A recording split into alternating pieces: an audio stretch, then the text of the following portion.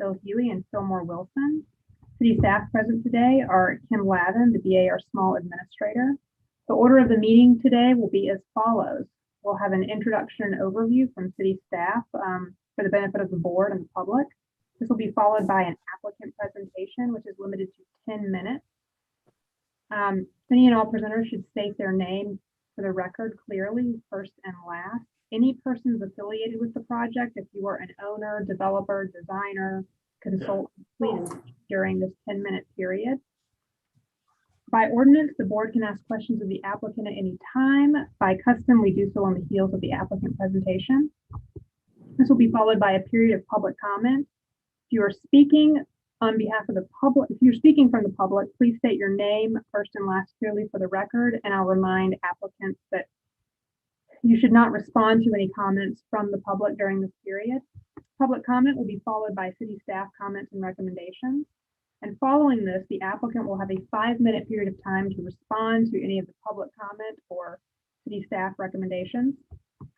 This will be followed by board discussion and a vote. At this time, the applicant presentation and public comment is closed. An applicant may clarify any inaccurate information. If I, the chair, recognize you, you can raise your hand and wait to be called on, or if a board member directly asks the question of the applicant.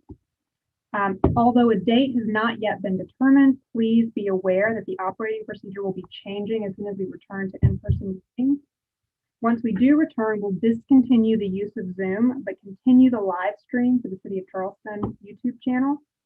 The public may speak in person at the meeting or provide written comments in advance. If you're providing written comments in advance, the deadline to submit will be changed to 12 p.m. on the day prior to the meeting. So our meetings are on Thursday. If you are submitting public comments, they need to be submitted by 12 p.m. on Wednesday.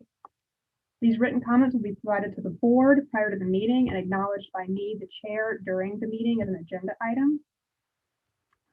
Please refer to each meeting's agenda for updates and changes to these operating procedures as we get closer to returning to in-person meetings.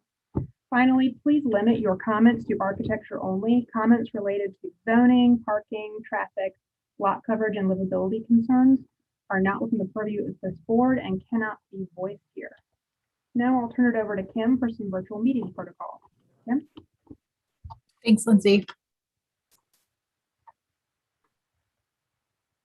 Staff will control the PowerPoint presentation that includes everything submitted by the applicant by the deadline in accordance with the submittal requirements. Applicants need to simply ask staff to advance to the next slide during your presentation. Applicants, staff, and board members are required to give their name whenever speaking. Video and microphone has been disabled for all attendees. Attendees, not board or staff members, will only be given the capability to speak when they're called upon during the public comment. Chat and Q&A functions have been disabled for everyone. For public comment, the public and all team members have been required to register, indicate the project they wish to comment on, and submit any documents in advance of the meeting. Just as in in-person meetings, all applications heard today are part of a public meeting format.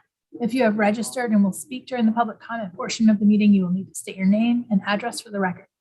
Those members of the public that have registered will be called on in order by project. Staff will call on the registered members of the public to speak for each project. Unregistered members of the public who raise their hand will not be called on.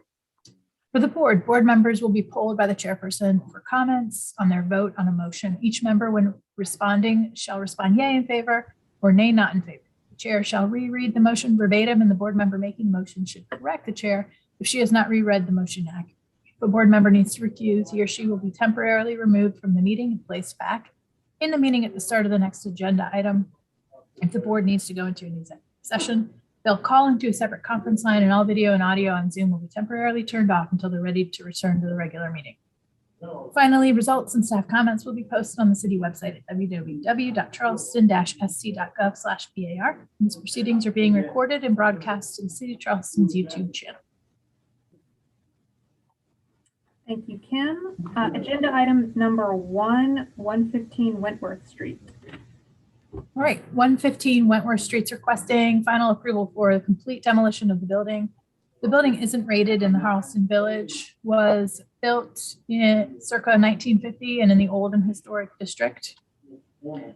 And so here you can see it's on the south side of Wentworth between Pitt and Cumming Streets. Here's the building. This brick veneer wraps around both 115, which is right here, and 115 and a half, which is a separate application. It's going to be heard next. So this application is just concerning this left half of the building, the eastern half. Here's some more photos of the existing site. And this is the corner of that. So you can see the building right here, south side of Wentworth. And this is looking east on Wentworth and looking west.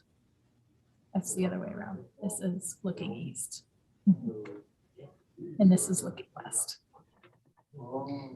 Sanborn maps from 1941 and 1955. And from here, I'll turn it over to the applicant. Simmons Young is presenting.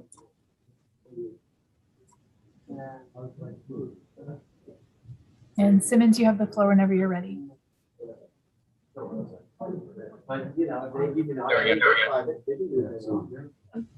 All right.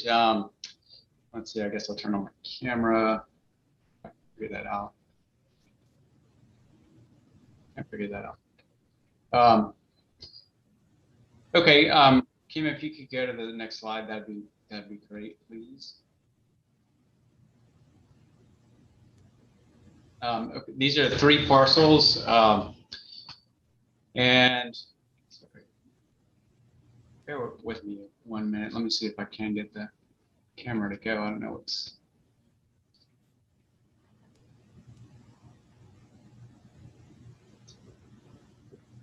It won't go. Okay, so here are the 3 parcels. The building in the middle is the one that we're looking at with the gray roof. We can go to the next slide. It's a lot of slides, so I'm going to try and go through quickly, and we can kind of come back if we need to for questions. The bottom arrow is pointing towards that towards the building in 115 Wentworth. It's got a lot adjacent to it that's the corner, and it's a parking lot. Next slide. Okay, and then as Kim explained, it's the left half of this structure. They were joined, we think, around the 50s, and it's 2 buildings that were joined around the 50s. It's the left half we're looking at. Go to the next slide. We can skip this zoning. Next slide, please. Again, the parcels in the next slide. This is just a diagram showing 115 and a half that we'll talk about on the next presentation. That's on the left, and then what we're looking at too is 115. On the right, circa 1950, and that red line is the brick veneer that follows them both around. And there's a little alley between the 2 on the 2nd floor, at least. Okay, we can go to the next slide.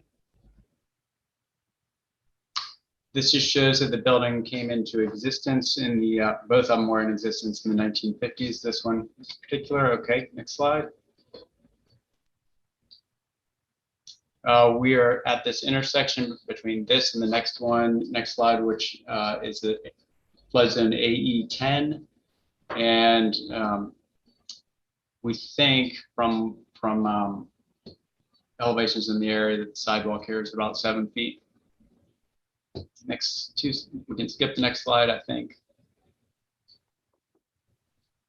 Great. And so this shows from the back of the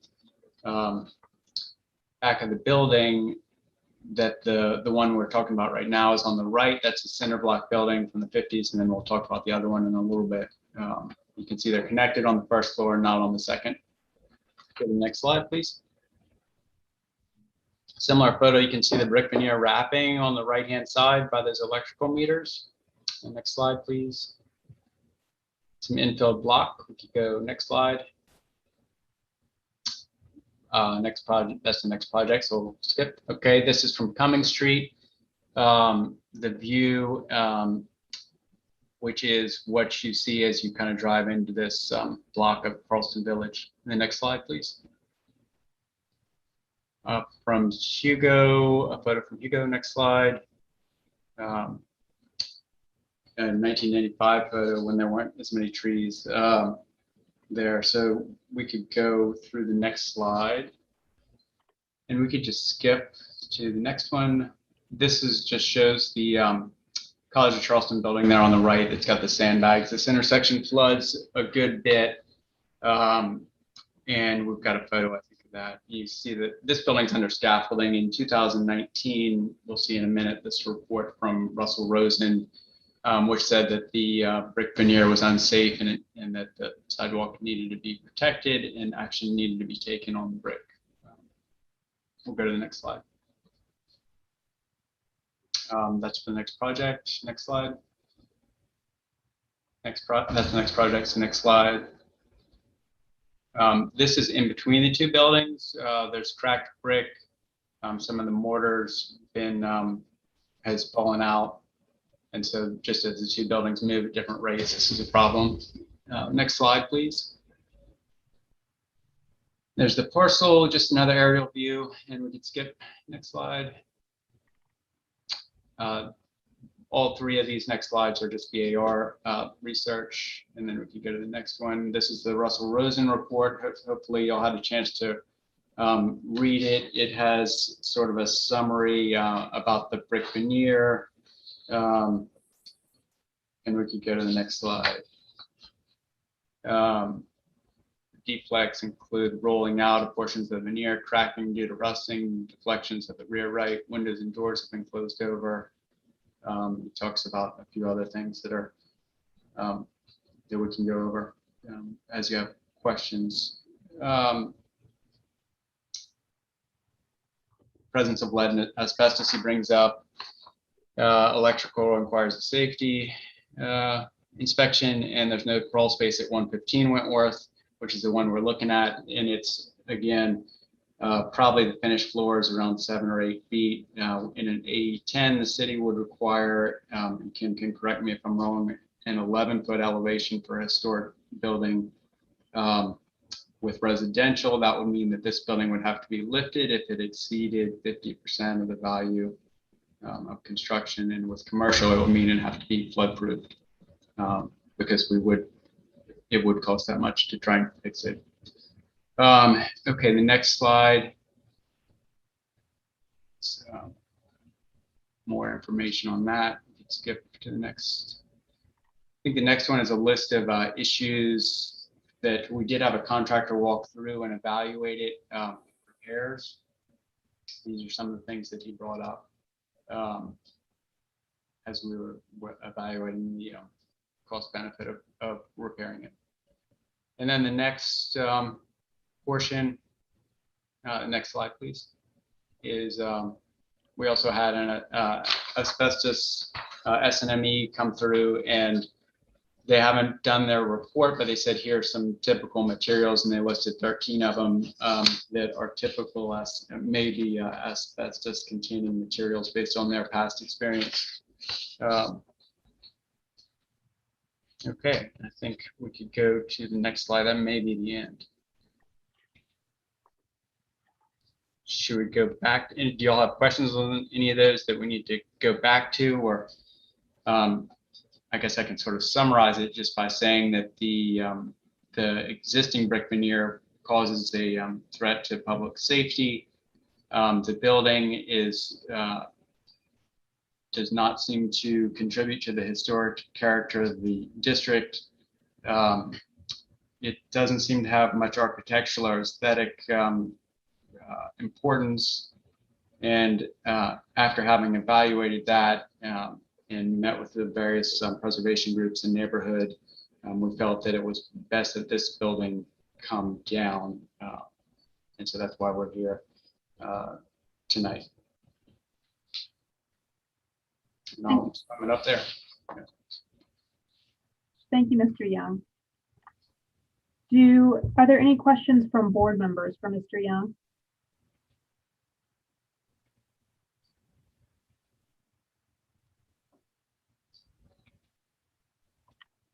All right. Well, we'll move on to public comment.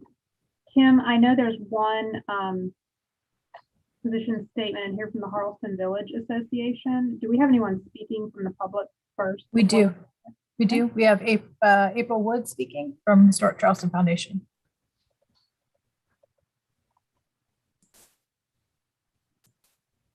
April, you have the floor.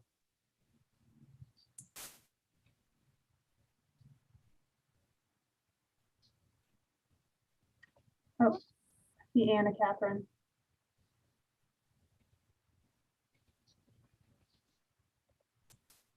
Sorry, this is Anna Catherine. Would you like me to speak or April? Sure. Yes, that's fine. Okay. Thank you. Okay. Anna Catherine Carroll with the Preservation Society of Charleston. And the Preservation Society would like to thank the applicant for reaching out to us and walking us through this proposal. As congregations across the peninsula are moving or being driven out of their historic locations, the PSC strives to support the programmatic needs of houses of worship like Grace Church to facilitate their growth and consistent presence downtown. However, the proposal to demolish the building at 115 Wentworth for the creation of a parking lot is regressive from an urban planning perspective and would result in an undesirable corner condition for the Charleston Village neighborhood. Though not a particularly exceptional building, it does fit within the height, scale, mass, and rhythm of building patterns on the streetscape. And therefore, we support the position of the Charleston Village Neighborhood Association to retain the building and encourage the applicant to study alternatives for continued use of this site. Thank you. We also have April Wood. April, are you there? I'm here. Actually, my comments for 115 and a half. Oh, thank you. We have Mr. Jim Lundy. Hello, can you hear me? We can. Okay, this is Jim Lundy from the Charleston Village Neighborhood Association, and we want to thank Simmons Young and everyone from Grace Church for meeting with us on several occasions. We are against demolition of this building. It's clearly over 70 years old. It's of its time. For all we know, it could be made into an interesting looking building once that brick veneer is stripped from it, and we look forward to that for both buildings. Simmons said that this building wouldn't contribute to the historic character of the neighborhood. I would argue that it would contribute far more than a parking lot, and we don't want to see a hole in our neighborhood where a building used to be. Maybe this building's not all that special architecturally, but just recently I was in North Charleston, the old end of it on Montague. And most of those buildings are probably no more special than this one, and they've been done up and made modern looking or interesting looking, and there's plenty of potential there. And it's the right size, it's the right character for the neighborhood. So, and we also do not believe that the building's condition has anything to do with this. The Grace Church has owned the building long enough that the condition of this building is entirely on them. And I don't think that's an excuse to tear the building down. I think that's my comments. We also entered a letter that was official from the Charleston Village Neighborhood Association saying pretty much what I said. So thank you for letting me speak. Mr. Lundy, given that you spoke, you don't want me to read this letter. It does sound like it went through your points, but I want to confirm with you. Well, if I missed any of those points, I don't have the letter right in front of me right now, but if I missed any, you can feel free to read it, but otherwise you think I covered it, then that's fine. You know, I'll go ahead and read it into the record. Thank you, Mr. Lundy. Okay. The letter from the Charleston Village Association. Dear BAR members, the Charleston Village BAR BZA committee met with the applicants on site to discuss the fate of 115 and 115 and a half Wentworth Street. They have stayed in touch with us throughout the process as their plans have changed regarding those buildings. We heartily support the plan to restore the original appearance of 115 and a half by removing the additional brick veneer that was used to wrap the two buildings together. For the application to demolish 115 Wentworth, we are strongly opposed for the following reasons. As a rule, Charleston Village is opposed to the demolition of all buildings that are over 50 years old. They are an important part of the evolution of the neighborhood and add to its character. We could never prefer a parking lot over a building. This proposal would effectively put a hole in our neighborhood and take away a modest building that fits in well in terms of height, scale, and mass. We are confident that once the two buildings are cleared of the brick veneer that makes them appear as one, 115 can be given its own individual character that is pleasing to the eye and in keeping with the area of Wentworth Street. We do not consider the poor condition of the buildings to be a mitigating factor. Any current defects are the result of maintenance decisions made during the long ownership of Grace Church. Sincerely, Charleston Village Association. Kim, do we have anyone else? I don't have any other letters in here. That's all we have, Lindsay. All right. Then I'll turn it over to you for city staff comments and recommendations.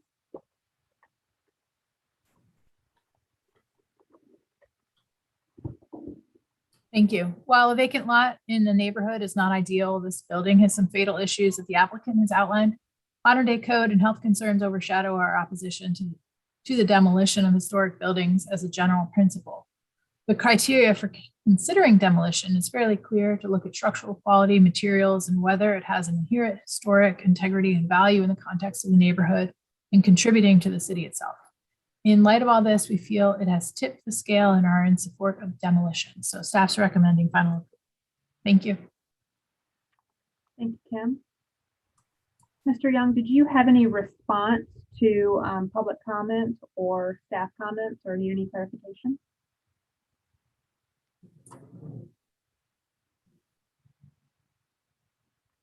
Mr. Young, you're on mute.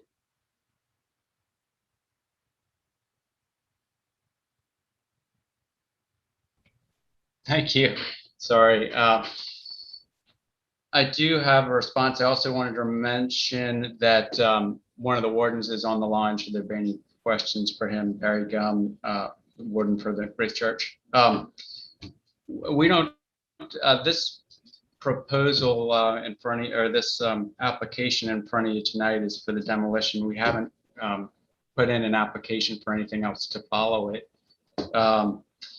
We have met with the neighborhood and preservation groups, and we've, we were initially proposing to demo both buildings, and came to what we thought was a good compromise with the neighborhood of keeping 115.5, which you'll see in a moment.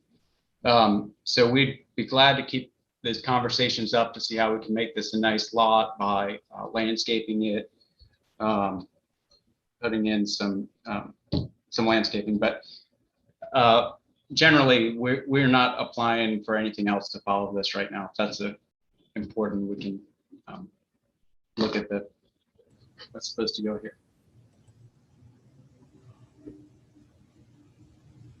Thank you, Mr. Young. All right, we'll move on to board discussion and a vote.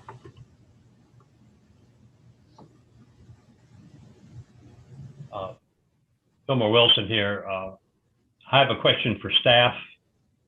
I know that there's been discussion here about the fact that that might be a parking lot, but I believe we have to determine the demolition of this building based only on the merits of the building and the demolition, without consideration for what might or might not go back in its place. Am I correct there?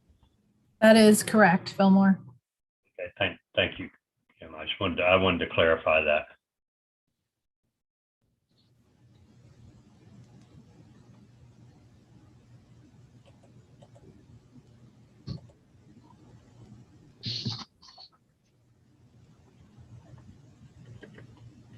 This is Bill. I'll go ahead. I didn't immediately notice that the building was going to be demolished and there wasn't a replacement, but I appreciate your point and reiterating that point, Fillmore, that we really have to judge it on the merits of the building and the application of demolition of that building in front of us. And seeing the building this morning, I do agree with staff's comments. There's really nothing really special about this construction. I would say it is probably period typical. That might be the one thing about it, but it does appear, besides the fact that the construction itself is not an exemplary example of anything special, and also it's having some structural issues itself. I believe I can get on board with staff's comment and recommendation. I guess main thing would be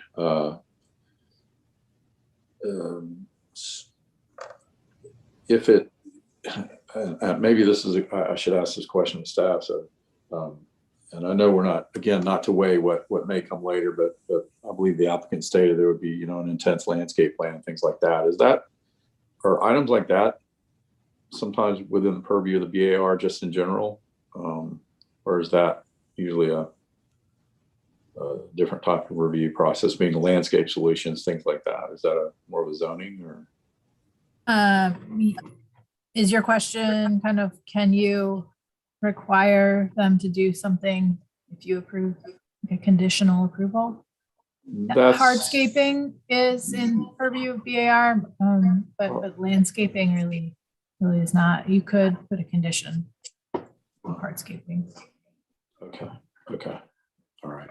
That answer your Thank you. question? Yeah, that is why I was asking. Thank you. But yeah, go ahead, Glenn. Bill, it's Glenn. I kind of was stuck in that same quandary with you. I think my sentiments on this have been similar to the thoughts I was having when we had a request for approval or a request for demolition of another building not far from here on the same street not long ago. I concur that the architectural quality of this building is not superb. I think my worry is just like it was with that other building. Kind of, in my mind, I'm trying to have a similar thought process between applicants, to be fair. And my fear is losing the context and the scale of the streetscape and the urban fabric there. That's more my worry. With nothing set to replace it, I do think, hardscape wise, there is that existing coping wall, I believe, an iron fence to the east. That I think they could apply perhaps to continue. That might help, but I think that's what my concern has been with the application. It's not that it's an amazing building, it's that I have a little bit of a worry about opening the block up even further without having any knowledge of a replacement plan there. Yeah, I'm on the fence on this one. Based on my understanding, there's not any sort of historical cultural significance to this building. I'm hearing from other board members, and I agree, it doesn't seem particularly architecturally significant, but it is a historic structure, and it does. I'm probably most concerned with the streetscape, and it does fit into the surrounding area, and that's for me weighing in favor of not approving this, but I'm on the fence on this one.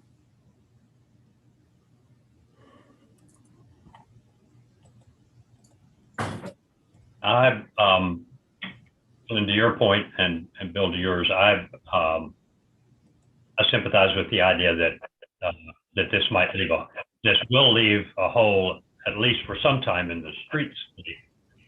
I don't find that there's anything, particularly architecturally or historically significant about the building, and so if the demolition is denied, what we are preventing an open space in the streetscape. And I am certainly somewhat sympathetic to that.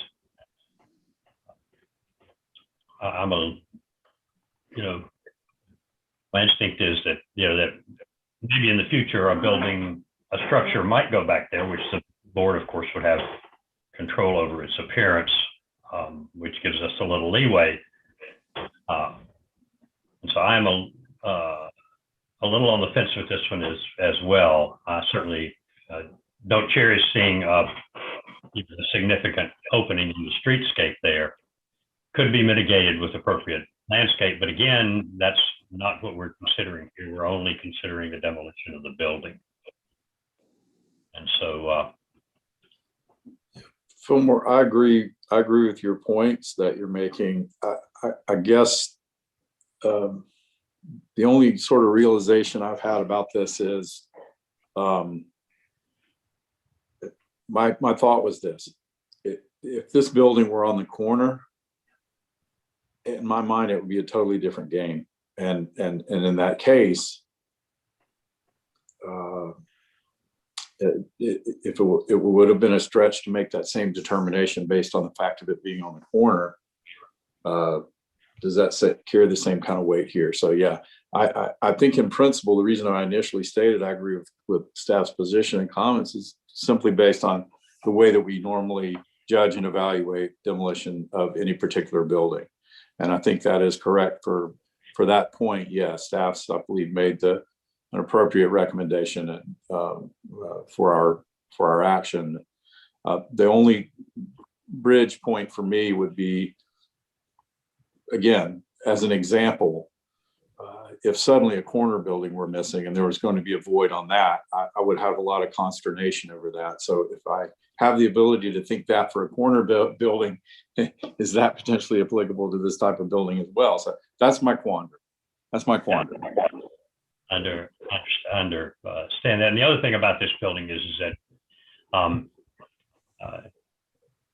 if it's saved, the first floor is going to have to be elevated somehow, because the building floods and it is below base flood. And I'm not saying they're not ingenious ways to sort of save the perimeter of this building and then incorporate something useful into it and elevate the first floor and flood-proof it below that. I think there are. I think it's a pretty difficult task, and so my instinct is if this building stays there, it probably, at least for some time, it just stays vacant and is unused. So I am leaning towards staff comments as well, but with the understanding that the downside of that is that we're leaving a pretty significant hole in the streetscape.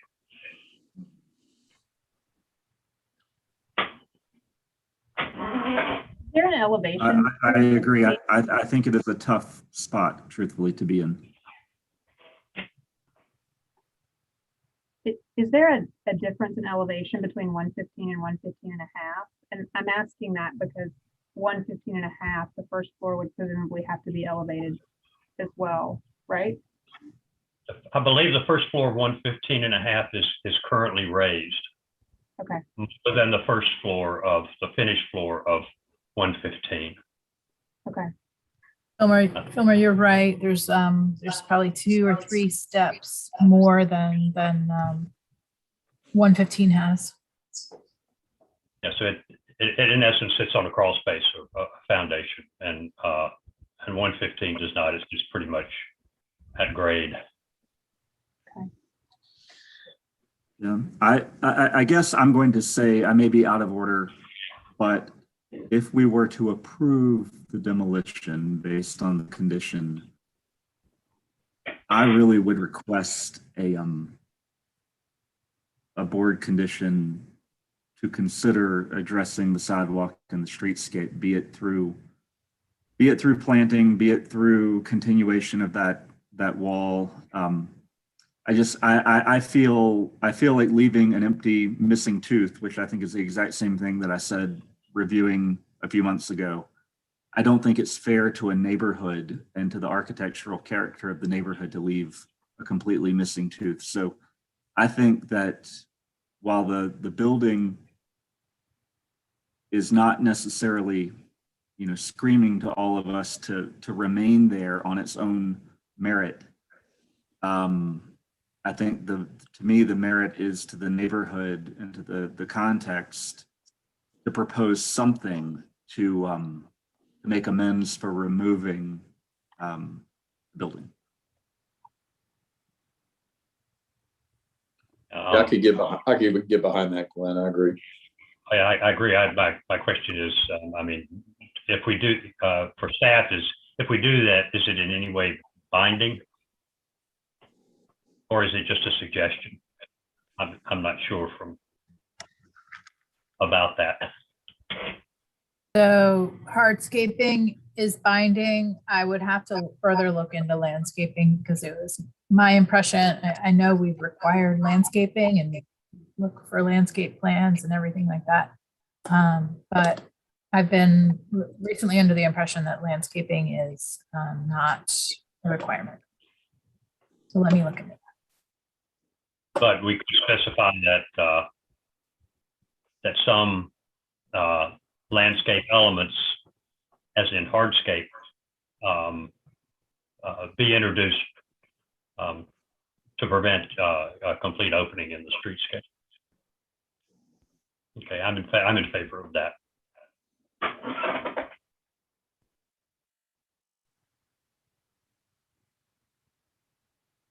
You want to go ahead and make an emotion, Fillmore? I thought maybe Glenn would like to make that motion, Okay. since it's his proposal. I'm trying to think how, because without seeing that, I have trouble saying that I would vote for the demo. I mean, we can't tell the applicant what to propose back there. I'm not trying to kick a can down the road, but I mean, would it be appropriate to defer until there's an application brought to us? I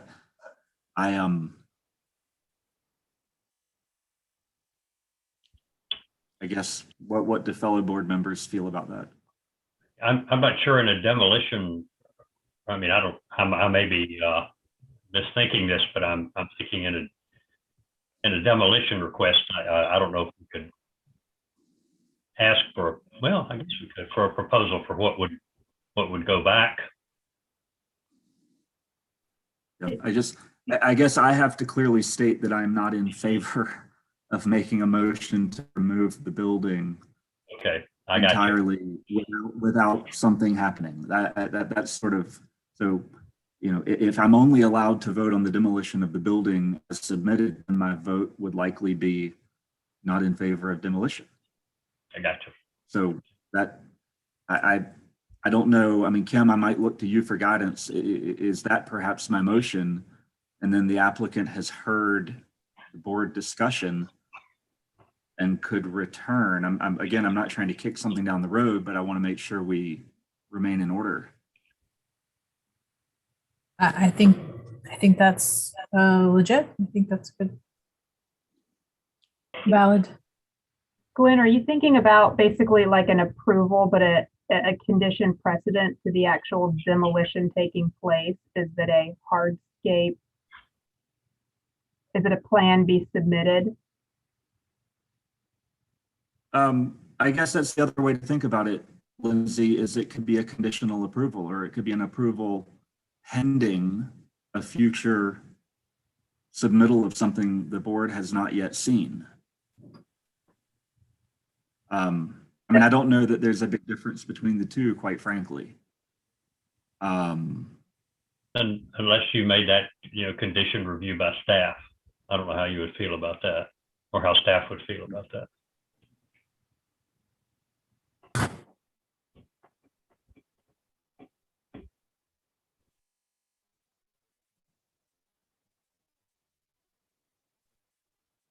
But Glenn, I would also be in favor of deferral, perhaps knowing Okay. that Yeah, in a board discussion. Okay, I think then, to be fair to the board and to the applicant, I would make a motion for deferral for submittal of a site plan with any hardscape proposal at a later date. We have a motion on the floor for deferral for submittal of a site plan for hardscaping. Is that right, Glenn? Correct. All right. Do I have a second? Fillmore, I will second that. Thank you, Fillmore. I'll put it to a vote. Bill? Yay in favor. Glenn? Yeah, in favor. Fillmore? Yay in favor. Chair votes with the majority and the motion passes unanimously. Next, we are on now to agenda item number 2, 115.5 Wentworth Street. And That's right, Kim, 115.5, just next door, is requesting final approval for the removal of non-original brick veneer. Again, the building is not rated in the Charleston Village neighborhood, and we've determined that it was built in 1931 in the old historic district. And again, this is just to familiarize yourself if you're not already. And I'll turn it over to Mr. Young. Oh, forgot the Sanborn maps. There we go. Okay, that said, Timothy, you have the floor. Okay, can you guys hear me okay? Yeah. Yep, we can. Okay, I'm gonna race through a lot of these because some of them are the same slides.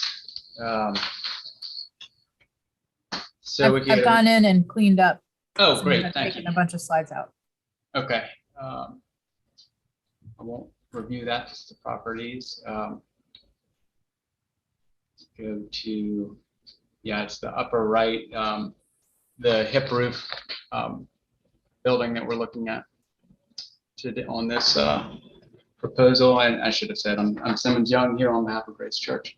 Okay, this is the right half of the same building. And next slide, please.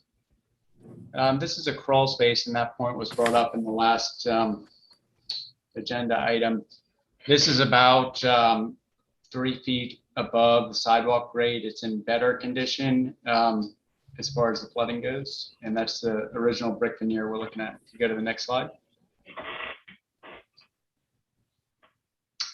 This is the other building. Next slide, please.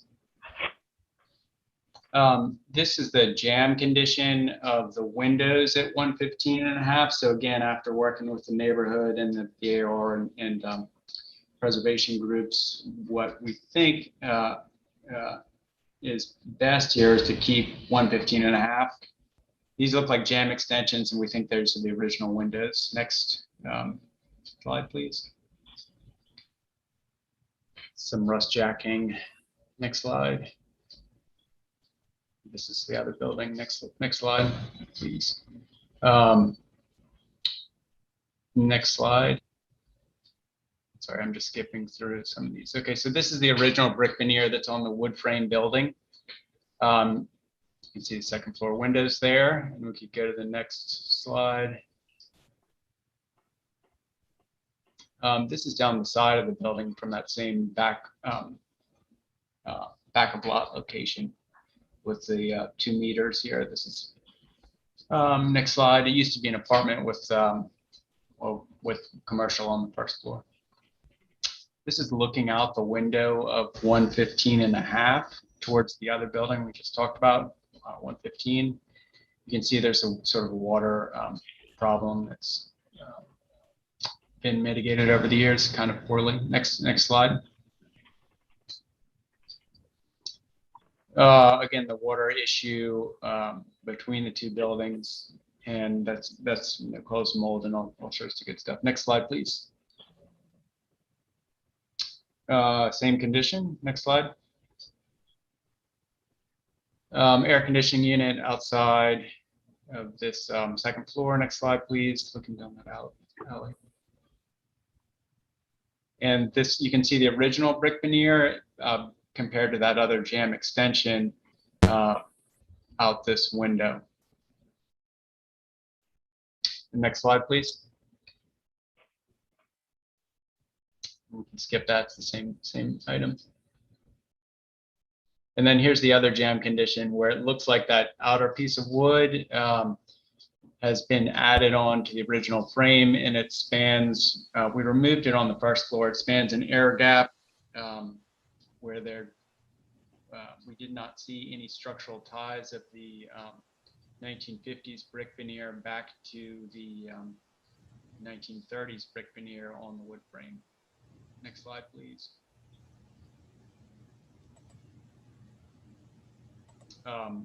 This is some corbelling of the brick on the upper floor. Next slide. This is the return on the west side of the building. And you can see where the 1950s brick building sits on top of the 1930s brick veneer with a small air gap. And again, we didn't see any ties back between those two. Next slide, please. This is some flooding out the door of 115 Wentworth, the building that we just looked at on a rainy day. Next slide, please. This is looking from 115.5 Wentworth, which is a little bit higher. On a rainy day, you guys have probably driven through that intersection. It's a nasty one. Next slide.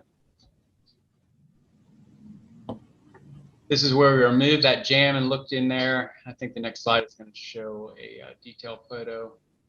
And on the left is the original brick veneer, and straight through is the air gap. And we, shined a light in there, tried to see any ties, and we didn't see any. And then on the right is the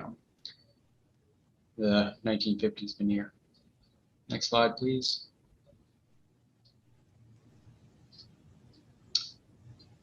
Next slide. I think that's just a rod. It's 1995 backer rod for the caulk they put in when they painted it. Next slide. This is that might be the, yeah, that looks like that jam extension, I guess. I might have that mislabeled. We could go to the next slide. Rising damp on the crawl space of 115.5. For a second, I looked at this photo. I was optimistic there was flashing, but that's actually just the scaffolding that protects pedestrians so the bricks don't fall on their head. Next slide. 95. Next slide. Next, this is, yeah, the 95 photo where it's more clearly evident what's going on with the roof and the veneer. Next slide, please. That's the other building. Next slide, please. That's the flooding intersection. Next slide. This is a detail area. We'll see that in just as, maybe we already did see that. So this is a lot easier to see on site. Sorry, this one here. Thanks, Kim. But what's going on here, there's brick that's buckling out. There's a big crack that runs down the whole height of this. This is probably 5 foot in from the street. And, well, I think a couple of us have conjectured that maybe the weight of that outside veneer is pulling forward. And if the parapet is tied in, which it seems like it might be at least, then maybe that weight is pulling this brick veneer out towards the street. We'll go to the next slide, please. This is cracked brick, and as I mentioned, one of these buildings is made of concrete block, the other is wood frame, and the brick is attached to the veneer of it. They're moving at different rates, so this is causing some problems in the alley between. Next slide, please. Aerial, next slide. And just the same DOR things, that's probably it. Well, there's some information on 115 Wentworth, and it does show. What this shows is talks about active leaks. It talks about a roof that roofers won't walk on it. It talks about a floor system that needs to be replaced. It talks about air quality. It talks about asbestos. It talks about things that the church has all willingly agreed after working with the neighborhood to undertake, because we think this building may have some important values. So we are only requesting on this one to take the brick veneer off, figure out what we see beneath it, and that's the request. Thank you, Mr. Young. Do my fellow board members have any questions for the applicant? All right, then we'll move on to public comment. Kim?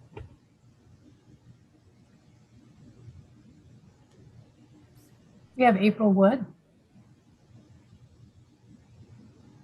April Wood, Historic Charleston Foundation. HCF has reviewed the application for the request for approval to remove the non-original brick veneer from the facade of 115.5 Wentworth.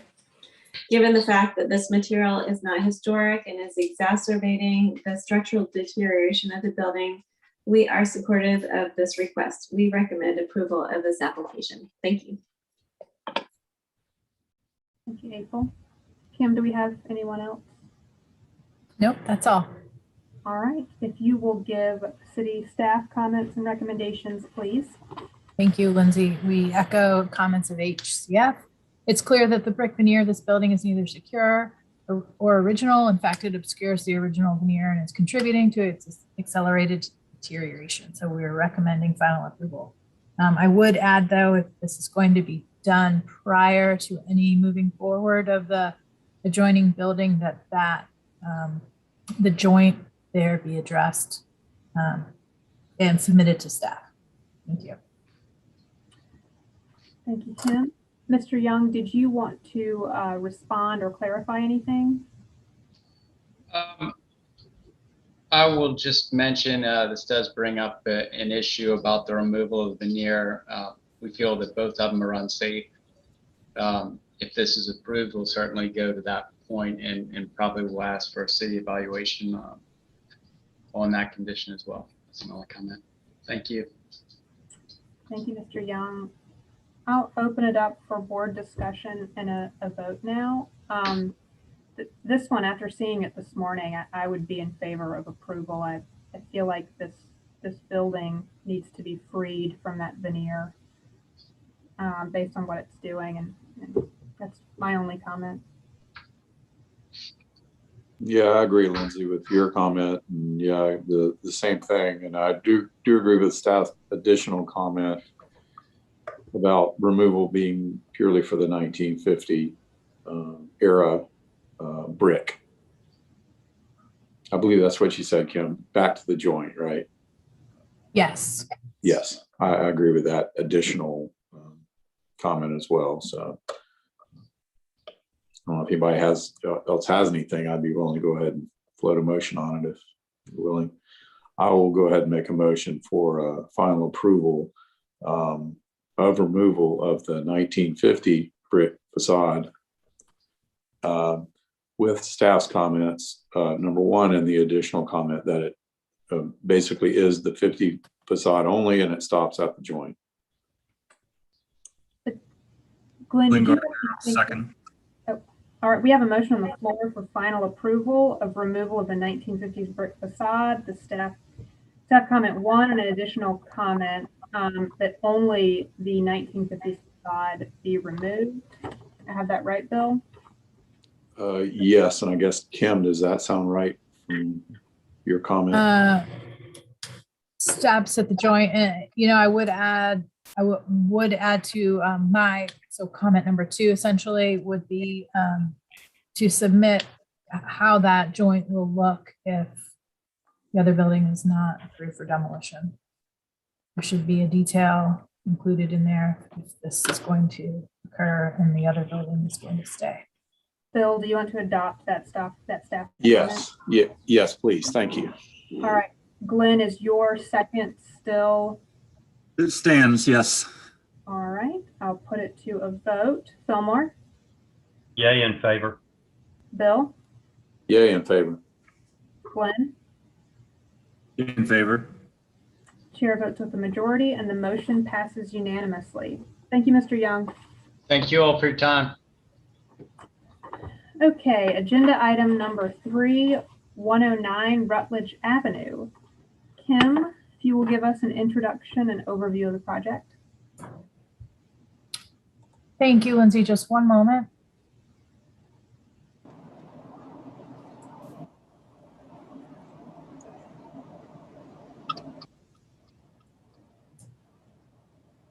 Okay, great. 109 Rutledge Avenue is requesting conceptual approval for renovations to historic building.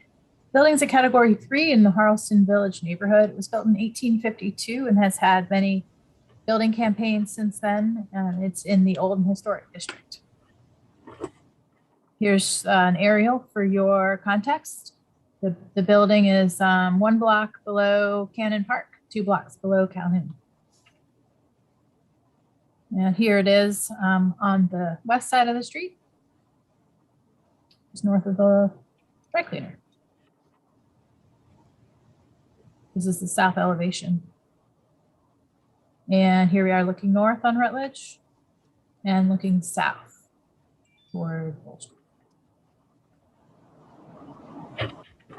And with that, if the applicant wants to take it from here, Ms. Jennings, you have the floor. Thank you. Can everybody hear me? Yes, we can. I'm Ashley Jennings. I'm representing the Malpass family who's purchased this project. Y'all seen the renovations to the carriage house that we proposed previously, and now we're proposing renovations to the front structure. This first image that you see is an image of the evolution of the house. Can we move back to that previous slide? Thank you. This is showing what's happened to the building over time. Originally, it was a two-story structure. And then as time passed, a third story was added. The piazza was widened, and then a bay was added to the piazza. And you can see it also a rear addition on the back.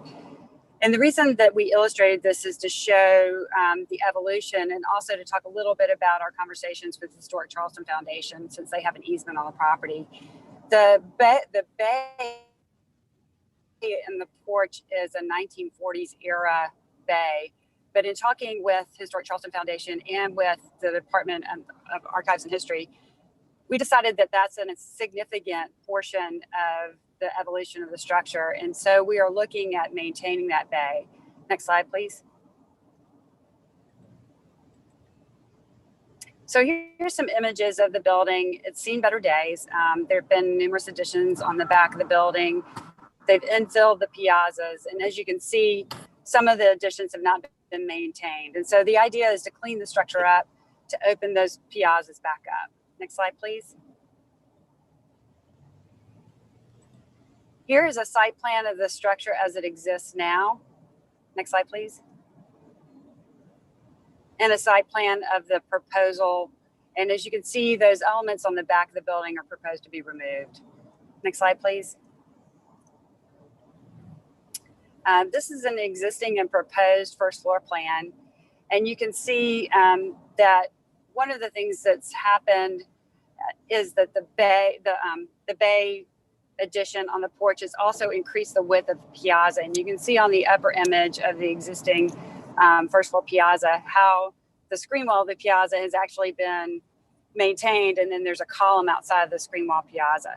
And our intent is to come back to align those flat parts of the porch with the screen wall of the piazza. Part of this process is that the structure is right now currently 3 horizontal apartments, and the intent is to reduce the number of apartments to 2 and to reorient the entrance to the second floor apartment to the closer to the rear of the piazza rather than having an internal stair. Next slide, please.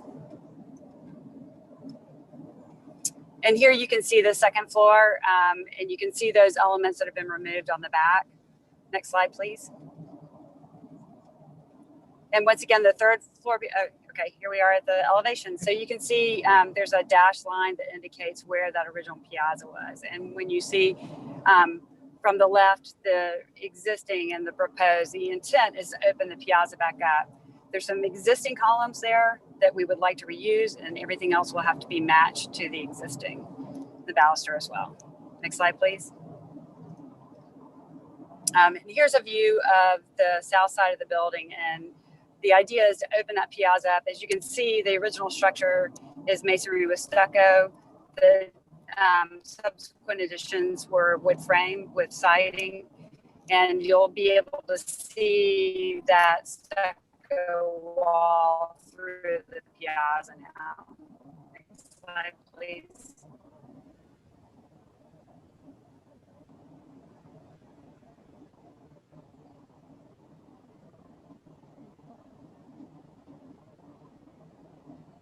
Next slide, please. Actually, I think your connection is getting a little fuzzy. This is, as you can see, but, okay. Can you hear me now? Yes, we can. Okay. The intent is to restore all the other materials. There's a slate roof. The stucco needs to be repaired. The siding is to be repaired or replaced in kind. So the intent is to keep the existing windows, to keep the existing materials, and do the major work to the piazza. Next slide, please. And this is just showing the rear of the building with those elements removed. There are a couple of openings that will be converted from doors to windows here. Next slide, please. That might be it. I think that's it. Does anybody have any questions? Thank you, Ms. Jennings. Are there any board questions?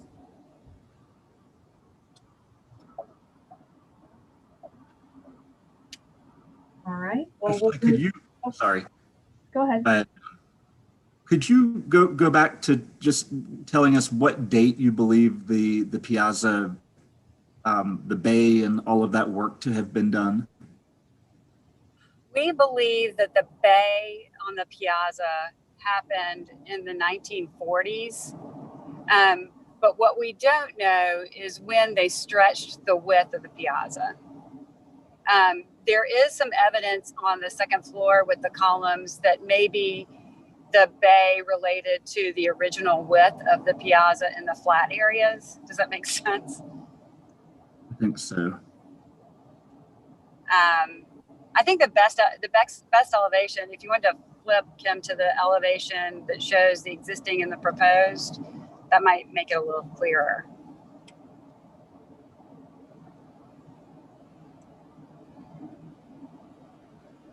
That backup one. Yeah. There you go. See that dash line, Glenn, on the left, on the image to the left? Yep. That's the original width of the piazza. At the point they stretched it. But when you're inside the second floor, some of those columns still remain. And we think that maybe the bay addressed the original width of the piazza and then was added at some point when they did some of the infill. Okay. Thank you. Sure. Any other board questions?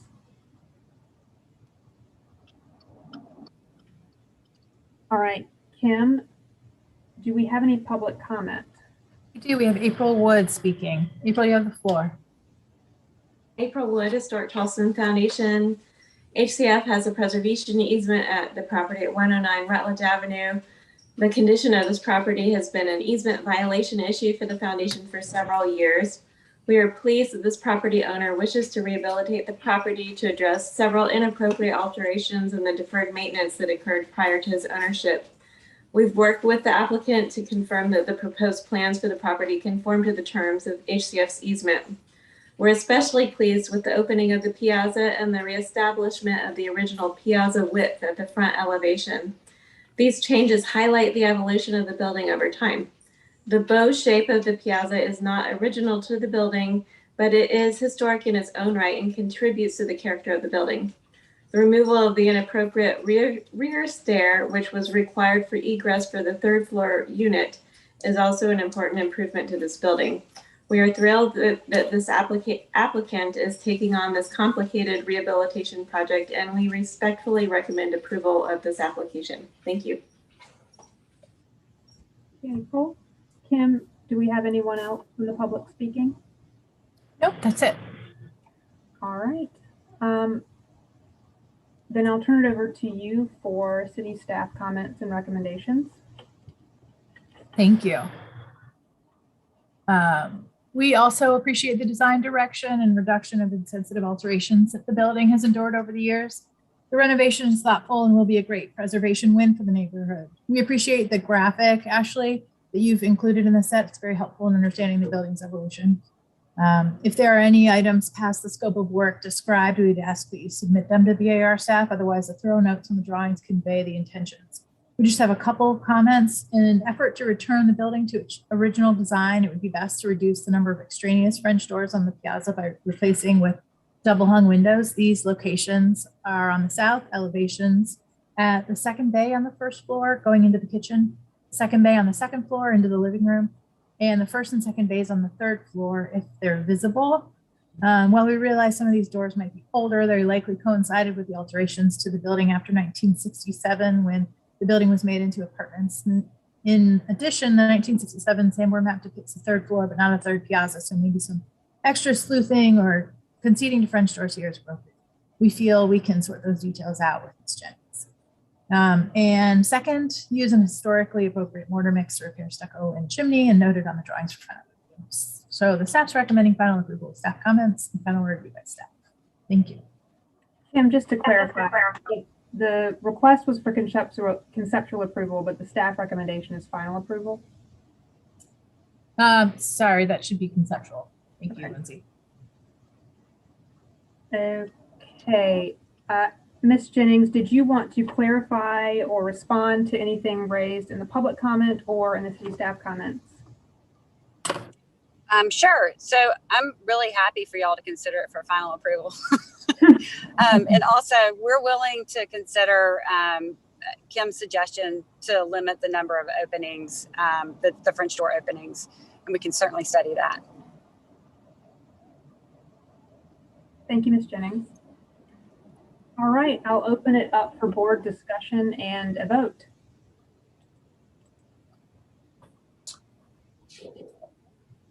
This is Bill. I'll go ahead and jump in. Glenn, did I just cut you off? No, go for it. Okay, I'm sorry. I think it's just pretty straightforward. Obviously, we claim the open porch is super positive. So, and I do agree with the finer points that Kim has made here in her comments. So I will be willing to support the comments and recommendation by staff, including a final review by staff.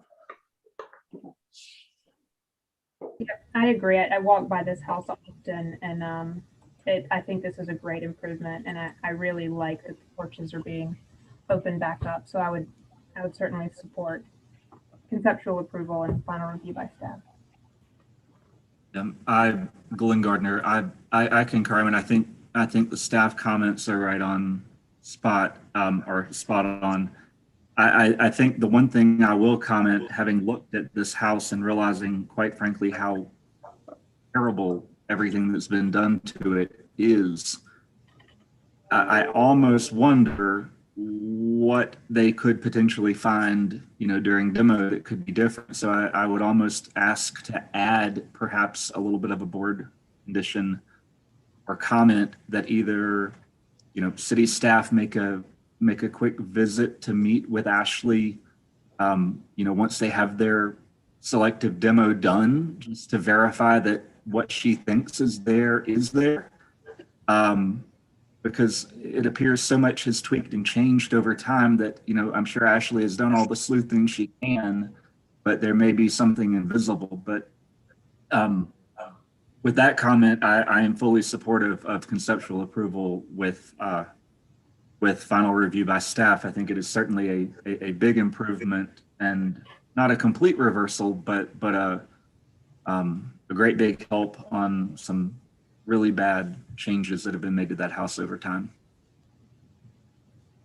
I have really nothing more to add. I'm in agreement with staff and my fellow board members, and I agree with Glenn that there is always a lot to be learned when you start doing careful demolition. And so I am in agreement with all that has been put forth. So I'll make a motion for conceptual approval as submitted with staff comments 1 and 2, and a board comment for a staff site visit with the architect during or after selective demolition to verify the accuracy of some of the presumptions on the architectural plans. Okay, so we have a motion on the floor for conceptual approval with staff comments 1 and 2 and a board comment for a staff site visit with the architect upon completion of the selective demolition to verify the assumptions in the plans, and final review by staff. This is Bill. I'll second. All right. Sorry you didn't call for it, Linda. Thank you, Bill. I'll put it to a vote. Fillmore? Yay in favor. Glenn? Glenn, you broke up, but I thought I heard yay in favor. Yay in favor, yes. Thank you. Bill? Yay in favor. Chair votes with the majority and the motion passes unanimously. Thank you, Ms. Jennings. Okay, agenda item number 4, 19 Logan Street. Kim, please give us an introduction of the project. Thank you, Lindsay.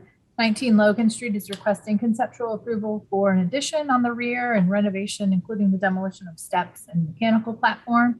The building's a category 4 in the Charleston Village neighborhood, was built in 1870, and it's in the old and historic district.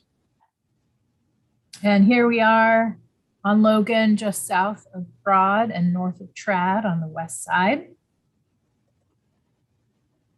And this is a little bit inaccurate because some of these houses are now elevated. This one to the left, it's just completed its elevation. Here's another image of the house on the south elevation in the north. And this is looking to the north on Logan Street. And here we are looking south on Logan Street. It's a Sanborn map from 1902 and 1944. Not sure if the applicant has included these or set not, but there's a fairly odd addition on the rear at that time. With that, if Ms. Jennings wants to take it away, you have the floor.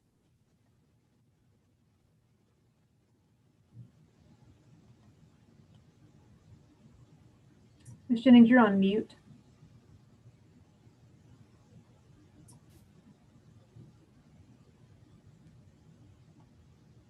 Ms. Jennings? So, sorry about that. This is Ashley Jennings, once again, representing the owners of the building, Carl and Terry Reiner. They have just recently purchased the property and are looking Ashley, you're to breaking up. make it their home. And one of their requirements on this project is, can you hear me now? Yes, we can. Okay. My clients would like to make this their home, and one of the things they'd like to do is add on to the building. It's a fairly small structure, as you can see. And the shape of the lot is really odd, as you can see, with the rear property line being angled. And so the opportunity to do an addition back there is fairly limited. And as you can see in the Sanborn maps, that 1944 image, there's a reason why there was a leg on the back of the building that tended to come out past the face of the building. And that's what we're proposing to do. As you can move to the next slide, please.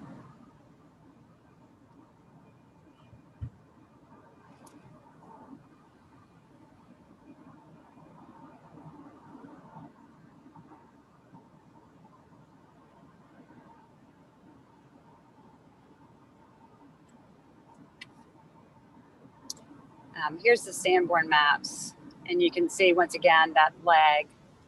Next slide, please.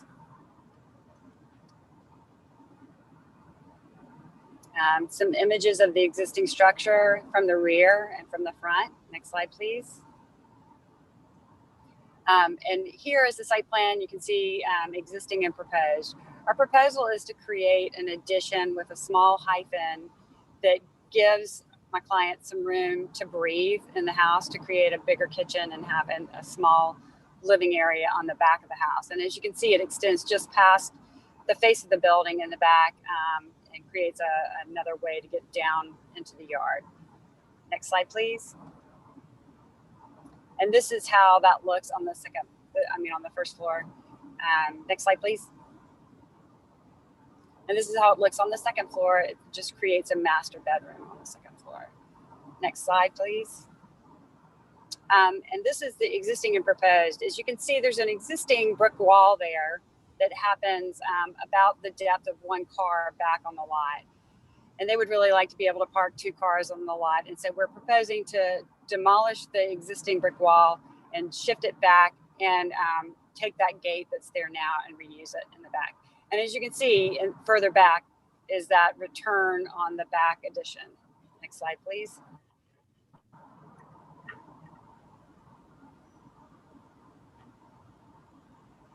And this is it from the rear. As you can see, there's an addition on the back of the building right now that has a parapet wall.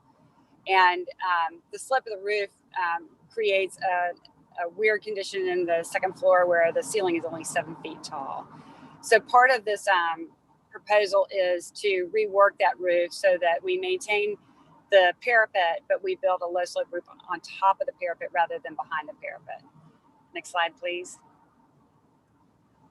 And here you can see at the top the existing structure and below the proposed, and you can see that low slope roof. You see the small hyphen with a smaller dimensioned siding element, and then the proposed addition with a lower slope roof, gable roof. Next slide, please. And once again, this is the south side. One of the challenges with this house is because of the numerous iterations of the life of the structure, you see that some of the windows seem to be misaligned. There are 2 windows that are on the corner, and part of this proposal is to rework those windows, especially on the first floor, so that there is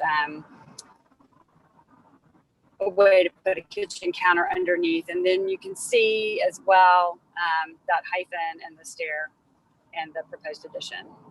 We're differentiating the windows slightly with the type of light patterns. And we're also proposing to rework the mechanical platform there. Once again, it will sit behind that. It actually sits, right now it sits behind a brick wall, but the idea is to screen the mechanical units. Next slide, please.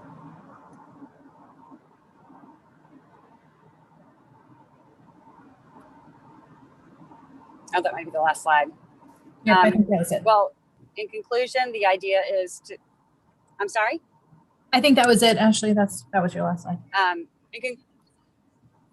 Great, thank you. In conclusion, the intent is to minimize the addition, to screen the mechanical units, and to save the existing wrought iron gate and move it to a better location.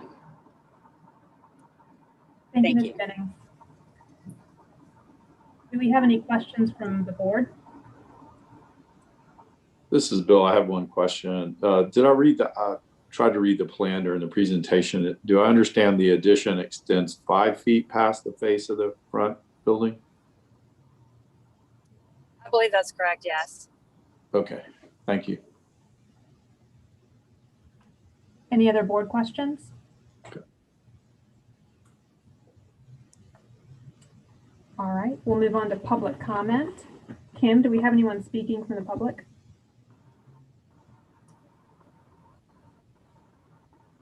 We do. We have Anna Catherine Carroll.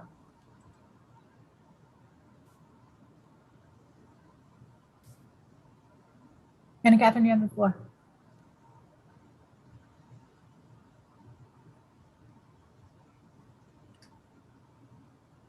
There we go. Sorry, I wasn't able to unmute. This is Anna Catherine Carroll with the Preservation Society of Charleston. And the Preservation Society appreciates the applicant reaching out to Anna Catherine, you're breaking up.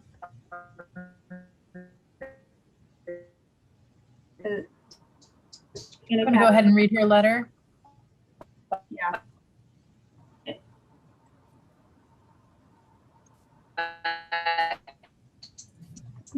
Anna Catherine, it's not working. I'll go ahead and read your letter.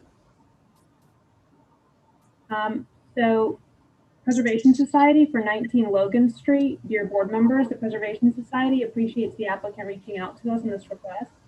While we are comfortable with the architectural direction of the proposed addition, the footprint should be restudied to be better concealed behind the primary body of the house. While we're comfortable with the architectural direction, Anna Catherine's muted, but it's still. I think it's catching up. So I'll continue reading. Post addition.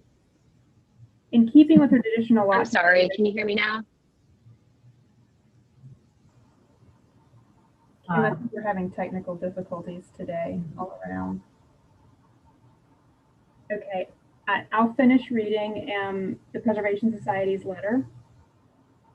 While we are comfortable with the architectural direction of the proposed addition, the footprint should be restudied to be better concealed behind the primary body of the house, in keeping with the traditional lot configurations in the historic district and predominant development patterns on Logan Street. Given the level of restudy needed, we encourage the board to defer this application. Thank you for considering our position in this matter. Sincerely, Anna Catherine Carroll, Manager of Preservation Initiatives. Kim, do we have anyone else speaking from the public? That is all we have. All right, then I will turn it over to you for city staff comments and recommendations, please. Thank you. The preservation staff has studied the proposal and we realized the lot's quite small and has very little space for expansion. Therefore, the siting of the addition is appropriate. A relocation of the HVAC unit would be ideal to remove it from public view. And lastly, we'd suggest using a low sloping roof in lieu of the gable. Staff's recommending conceptual approval with staff comments and final details to staff. Sorry about that, I did it again. Just trying to hustle you through the process, actually. Thank you, Kim. Ms. Jennings, did you have any clarification response to the public comment or staff comments?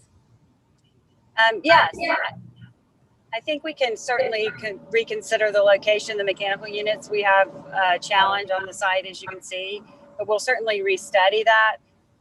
We would encourage the board to at least consider the gable roof on the new portion of the building rather than a low slope. And that's it. Thank you, Ms. Jennings. All right, let's move on to board discussion and a vote.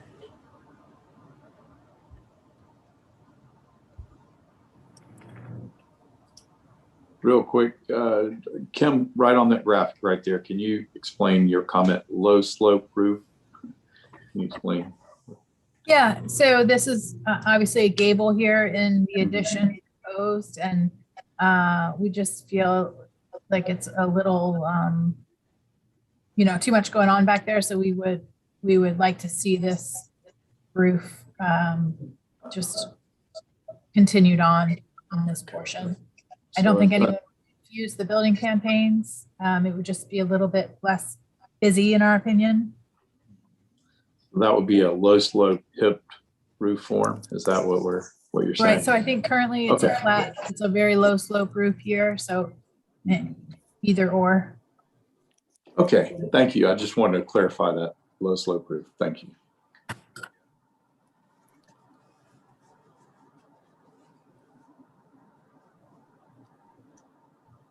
Let's see, are we in board discussion right now? I'm sorry. We are. Question and I forgot where I was. I'll go ahead since I'm talking. I do think that the site does offer quite a unique constraint. And it's obvious even historically that some additions even further reach into the yard, the one at the bias previously.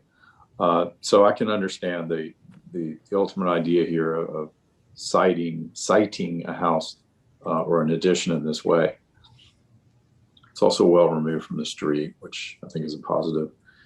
I do agree with staff's. Can you put your comments back up, Kim? I'm sorry. Sure. Thank you. I apologize. Great. I do agree with staff's comments. I'm hoping that staff's comment number 2 can become viable, because I do believe that's important. And staff qualifying low sloping hip roof form in lieu of gable, I do agree with that as well. So I would say I agree with staff's comments and recommendation.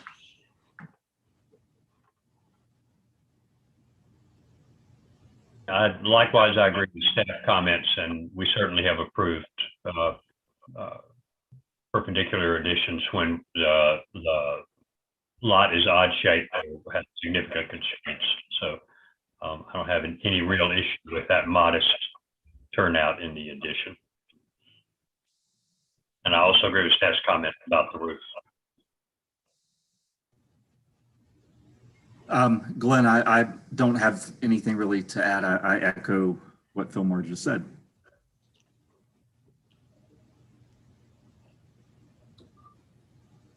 Well, I'll go ahead and float a motion if everybody's ready, I'll make a motion for, now is this for final approval again, Kim, or is this No, it's conceptual. conceptual? All right. I will make a motion for conceptual approval with staff's comments and final details to staff. Thank you, Bill. We have a motion on the floor for conceptual approval with staff comments and final details to staff. Do I have a second? Bill Second. Moore, I'll second. Oh, go ahead. Bill Moore, I think you beat him to it, so I'm going to take yours as the second. And I'll put it to a vote. Glenn, Yay in favor. Bill, Yay in favor. Bill Moore. Yay in favor. And the chair votes with the majority and the motion passes unanimously. Thank you, Ms. Jennings. Thank you. Thank you all. Moving on to agenda item number 5, 1 Percy Street. Kim, if you'll give us an overview of the project. Thank you. 1 Percy Street is requesting conceptual approval for modifications, including removal of rear stair and ramp and new construction of rear addition and circular stair onto piazza. The building's a category 4 in the Canterbury Elliott neighborhood, and it was built in 1898 in the Old City District. And here we are just north of Spring on the west side. Here's some existing site photos to familiarize yourself with the building. And since this neighbors another rear drive on Spring Street, the side elevation is quite visible. Here's the north elevation. This is looking north on Percy and south. And here's some Sanborn maps. This building is no longer there, so you have a clear shot from Spring Street, which I think is in the applicant's presentation as well. And with that, I'll turn it over to the applicant. Thank you, Kim. This is Cameron Glaus representing Heather and Will Green, owners of number 1 Percy. This is, as you can see, the street front elevation, a photograph of the house on the east side. The application is to demolish a rear stair. In fact, now that is the demolition would be an after the fact at this point. The rear stair actually was in pretty dangerous condition and came down on us during stabilization of this project. We'll have a photograph of that later on, a few sides down. Next slide, please.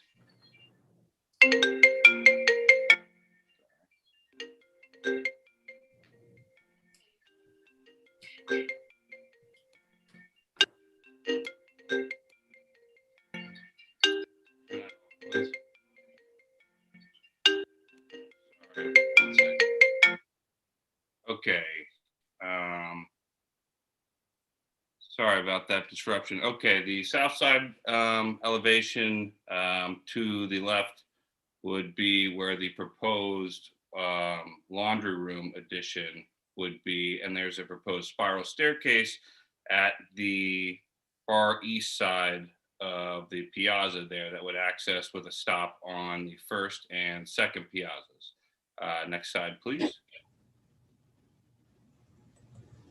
This is the rear stair that we're now proposing an after the fact demolition for. It is not currently standing. As we were doing some stabilization work on the building itself, we actually had it start coming down on us. This was a pretty unsafe situation there. Kind of a, I'm not sure when this was put on the building. Again, this is 1898 structure that had a series of renovations, including the infill you can see of the piazza that used to reach all the way to the rear on the right side there. Next slide, please.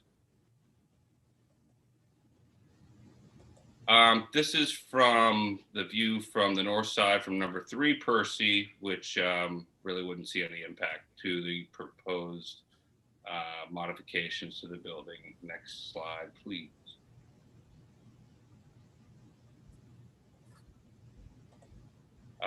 This is a survey that actually includes number 3 and number 1 Percy. So number 1 Percy would be the structure to the south in this survey right here. Where the cursor is right there, where Kim's cursor shows the stairs that were photographed to the rear of the building on the west side of the building. On the south end of the building to the rear of the piazza is where the proposed, actually next slide, we outline, you can see the new addition and the location of the new spiral staircase that would access the second and third, which would replace the circulation to the first and second piazzas that were put there that you could use to get to by the rear stairs. That new addition will be, next slide, please. If we have the floor plans, will represent a laundry room on the first floor. Oh, this is a demolition plan again for the stairway and actually the handicap ramp on the south side. Next slide, please. Second level floor plan, again, showing the top of that stairway and how it accessed into the house there. Next slide. Third floor, nothing going on here in this proposal. Next slide, please. A perspective view of, again, the existing conditions when that rear stair was standing. Next slide, please. That would be from the southeast right there.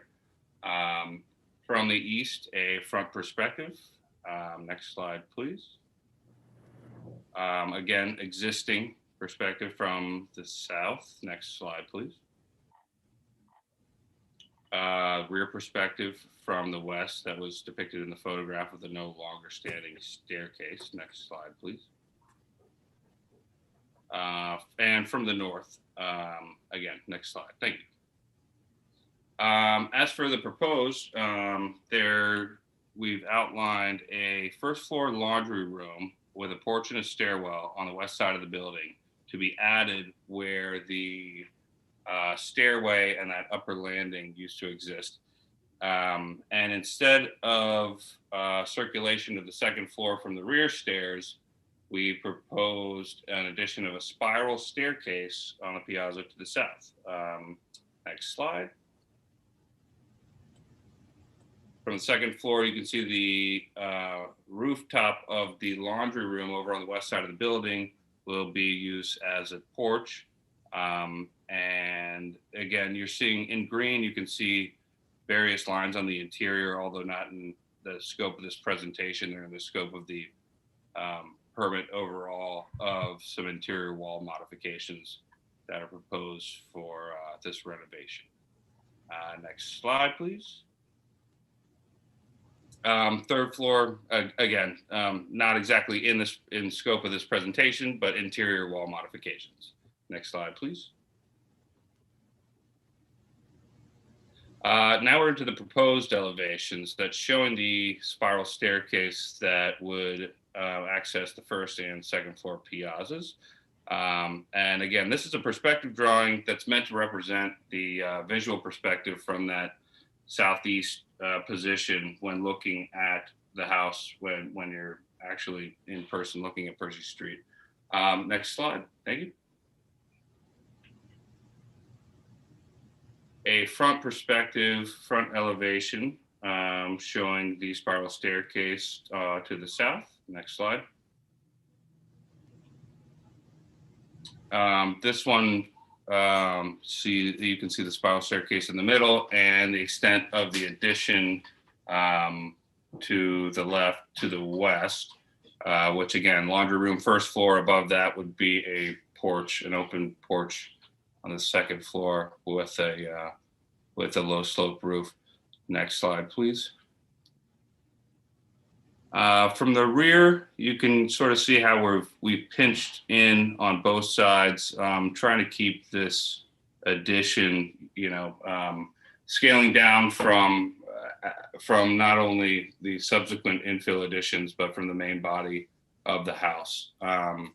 Its visibility is really reduced to almost none from any public perspective, with the exception of a few slivers that I'll show in a photo representation in a few slides from here.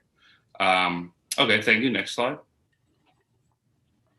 Again, from the north side, this is again largely from not a visible perspective with the other house in number 3 Percy being in the way there, but the north perspective. Thank you. Next slide. Mr. Gloss, you have about 2 minutes left.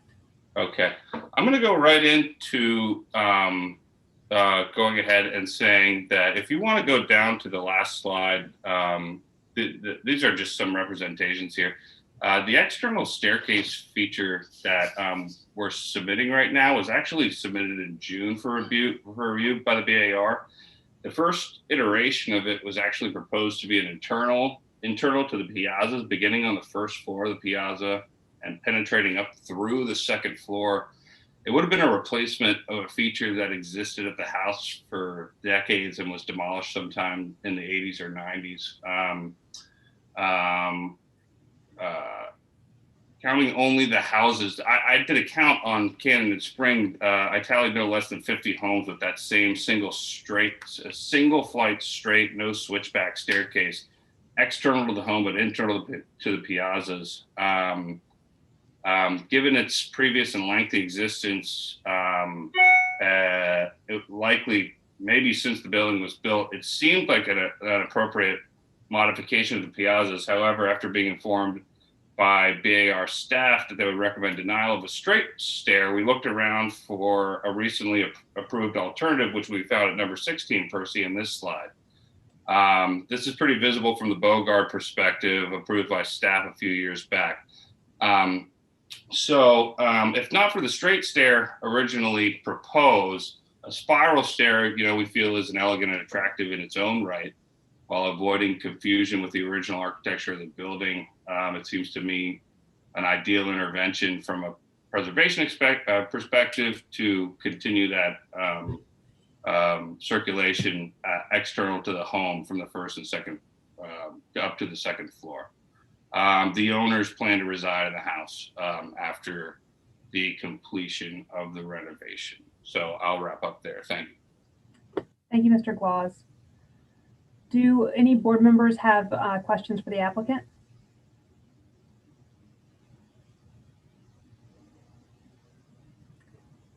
All right, Kim, do we have any public comment? We do. We have April Wood. April, you have the floor. April Wood, Historic Charleston Foundation. HCF has spoken with the applicant and has reviewed the request for conceptual approval for modifications, including removal of rear stair and ramp, new construction of a rear addition, and a circular stair onto the piazza at 1 Percy Street. We are in support of the removal of the ramp and rear stair. We also have no objection to the rear addition. We do have concern about the circular stair, and we do not believe that the stair form is appropriate for the historic structure. If a stair to reach the second floor of the piazza is required, we recommend adding the stair internal to the piazza as was seen in previous drawings for this project. Thank you. Thank you, April. And we also have Anna Catherine Carroll. Anna Catherine Carroll with the Preservation Society of Charleston. Much like HCF, we would like to acknowledge the positive aspects of this proposal, including reduction of the footprint of the rear stair addition and driveway ramp, as well as the thought behind the preservation ethic that has gone into project. However, we too are not comfortable with the design approach of the spiral stair projecting from the piazza. As proposed, we are concerned that this addition will be highly visible and not compatible with the historic house. We would strongly encourage studying different locations and approaches to facilitate stair access to the second floor. Thank you. Thank you, Anna Catherine. Kim, do we have anyone else speaking from the public? No, that's all. All right, then if you will give us city staff comments and recommendations, please.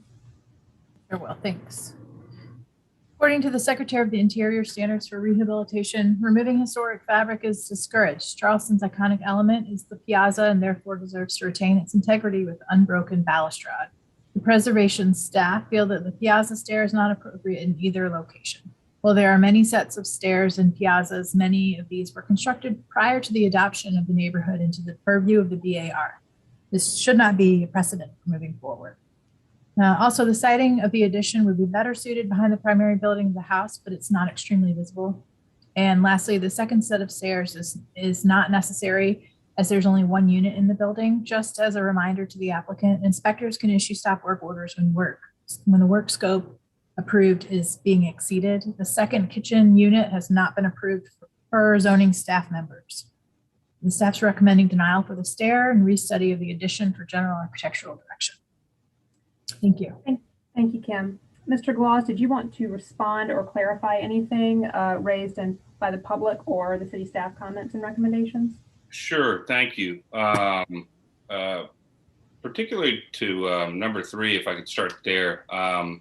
The second kitchen was proposed to zoning staff and actually was approved by zoning staff. So as Kim is correct that this is zoned for a single unit. This is DR2F, I think, single unit building. The owners want to preserve their ability to use the second story as a guest accommodation. It's also legal to do a residential bed and breakfast for their zoning designation for single family. So those kind of uses would be perfectly permissible. And this kind of thing would give that circulation up to the second stair. So I'm not sure where that came from, that the zoning wasn't approved, because in fact it is. Furthermore, we do think it is necessary, while staff disagrees, to have access up to that second staircase externally. If using it for a guest, there had been, although it was quite, that stair on the back one that isn't there anymore, was in existence, and we simply want to retain that access to the second story in a better way. We've looked at putting a stair on the back, but it would enter right into a bedroom or a bathroom or even a closet, really. So, of course, a stair on the back might be an easier approach to this, but at this point, the stair on the piazza would at least enter externally into, when you enter the house, it would enter into that main internal vertical circulation. It's interesting that door that enters onto the second story actually has a doorbell on it that we can tell is probably there from about the 1920s or 30s. We have census records that show that this building was occupied by multiple families ever since probably as early as 1900, which was 2 years after the record of date of it being built. So we kind of find that curious. Now, those are zoning issues. We're not trying to rezone this whatsoever into a multifamily situation, but rather retain the capacity to use this, the homeowner's desire to use this second floor as either an independent access for guests or, possibly residential bed and breakfast room for rent kind of thing. So those would be my responses to staff comment. Thank you. Thank you, Mr. Gloss. All right, I'll open it up for board discussion and a vote. Before you do that, can I just clarify, Ms. Lindsay, that the zoning staff do not have an approval for this floor plan of the kitchen on file. It's confirmed today. So it will, in order to have a second kitchen or second unit, it will require further zoning review. However, these exterior changes with or without that will not, affect your decision today. So that all said. Thank you, Kim. This is Bill. I have a quick question of staff, potentially of the applicant, in regards to some of that dialogue that you just had. I noted too on the site plan, it's discussing the abandonment of the property line between number 1 and number 3. Is there something else display? I'm just trying to understand what exactly we got going on here. If you go over to the title block, plat to abandon the property line. That has not been applied for. At the time of this survey, it was considered by the property owners. We're not applying for that in this, or have applied for that yet. I'm not saying it will not be applied for in the future by the property owners who own both properties, but that has not been applied for. Okay, the reason I'm asking that is just if there's some sort of other use program going on that maybe is an impetus for this second stair. I'm just trying to understand. Not exactly. The owners want to move into the ground floor, as I said. They are looking for long-term renters. Again, this is a zoning implication, but I'm glad to oblige your question. They're looking for long-term renters for number 3, Percy. It's, whatever their prerogative for abandoning the lot line is their prerogative. But in this case, I will tell you, that the first floor, occupied by the owners, having that external circulation, if the second floor were to be rented out or stayed in by guests, they would, want an independent access for that second floor. May I, Bill, did that satisfy your question? Yeah, I mean, yeah. Kim, may I ask you to go back to the visibility from the public right of way, mainly of the rear of the building and the proposed stair area? I think there was some mention of visibility from looking northward. So right there isn't really helpful because it has stuff superimposed, right? I think that's it. I think that is an outline of where the proposal is going to be. Okay. But then if you go forward in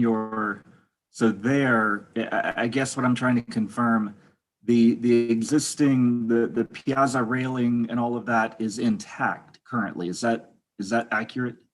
Well, there's a break in it right about here because there was a handicapped ramp, which has been demolished since the construction started. Okay. Right here. On the second floor, it is intact? Second floor is intact. Okay, thank you.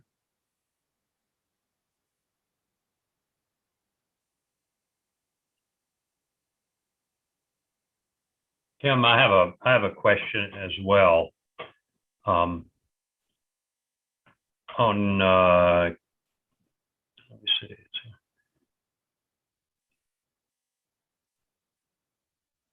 In the recommendation, it's for the stair and restudy of the addition for general architectural direction. So not for the siding of it, but for its architectural direction. I would say in general, the siding is one of our concerns, that it should, be in the same hierarchy as any addition to the rear of a building, hugging the property line and maintaining its place behind the primary volume. This kind of straddles the original volume as well as a newer addition. Thank you.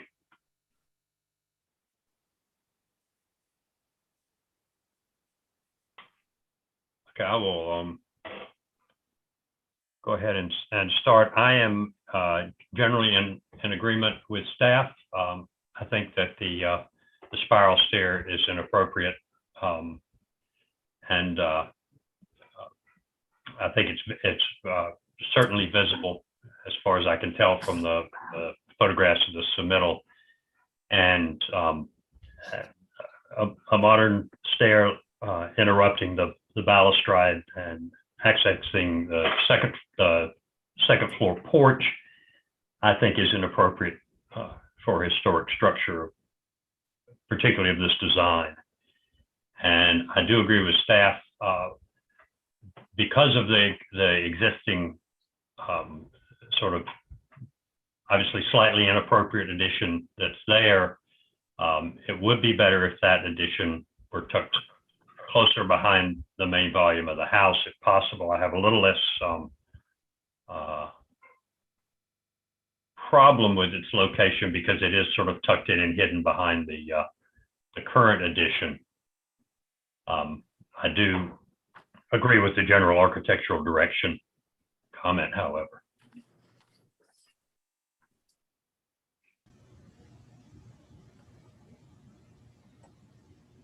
I don't have a lot to add to what Fillmore just said, quite truthfully. I was looking on the pretty recent Google Street View, and it looks like all of those handrails were intact when Google took their image. I just wanted to try to verify that.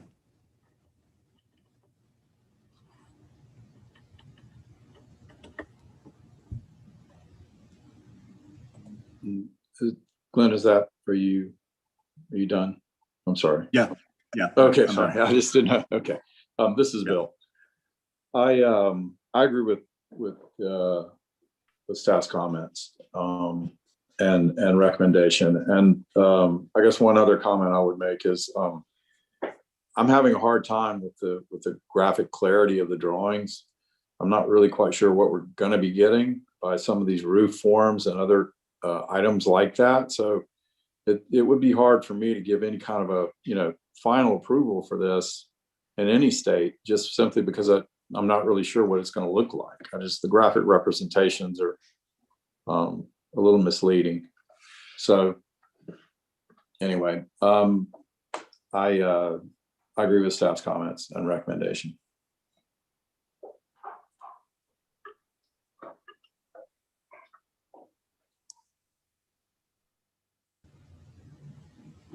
Kim, can you put your comments back up, please? I'm sorry.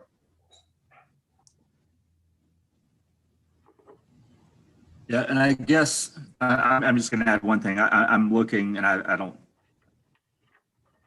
I'm looking from Spring Street, and most of that work appears that it would be pretty darn visible looking through the piazza of that corner building at Percy and Spring, especially in the winter. And of course, BAR cannot take vegetation into consideration. So I think this is visible from more than one right of way, I guess, is my point.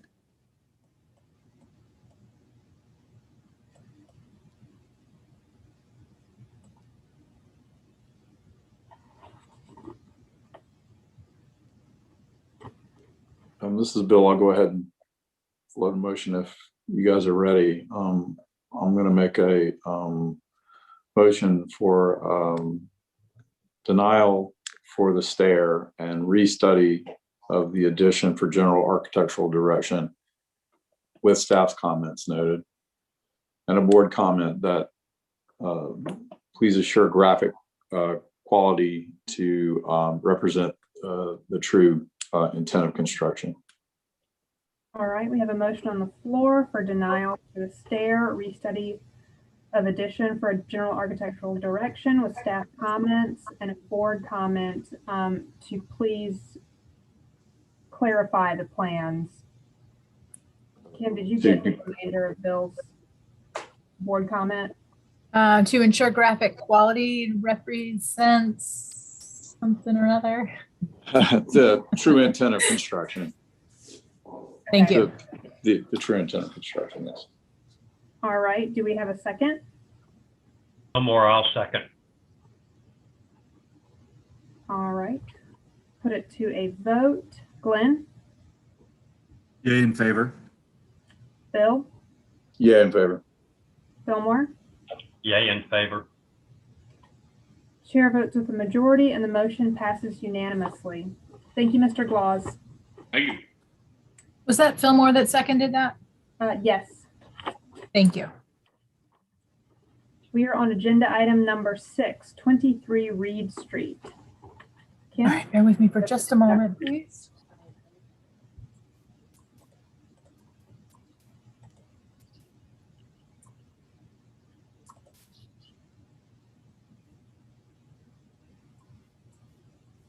Okay, 23 Reed Street is requesting preliminary approval for the new construction of a single-family residence. It's in the East Side neighborhood in the Old City District. Oh, that's not it.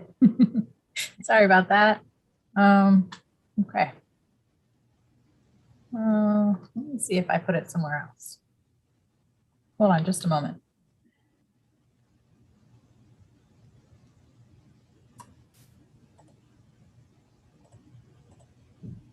Just I'm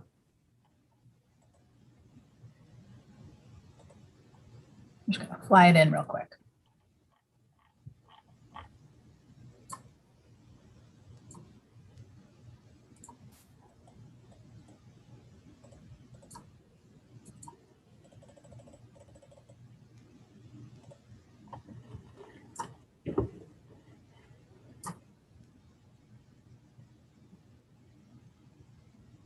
Oh.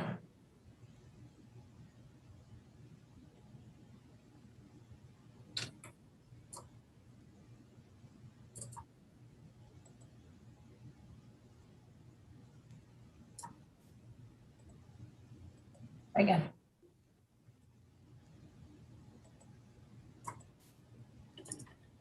All right, sorry about that. Here we are on Reed Street. South side between America and Drake. And here's the vacant lot. And here we are looking east and looking west. Here are the Sanborn maps showing there was once a building on site, 2-story wood frame dwelling with a 1-story porch. In February, the project came to the board and was deferred for architectural detailing. They came back on May 27th and got conceptual approval with staff comments and revision to comment 3 for a reduction of the stair between 6 and 12 inches. And staff comments were adopted. I'll run through them if you'd like. Otherwise, I will keep moving.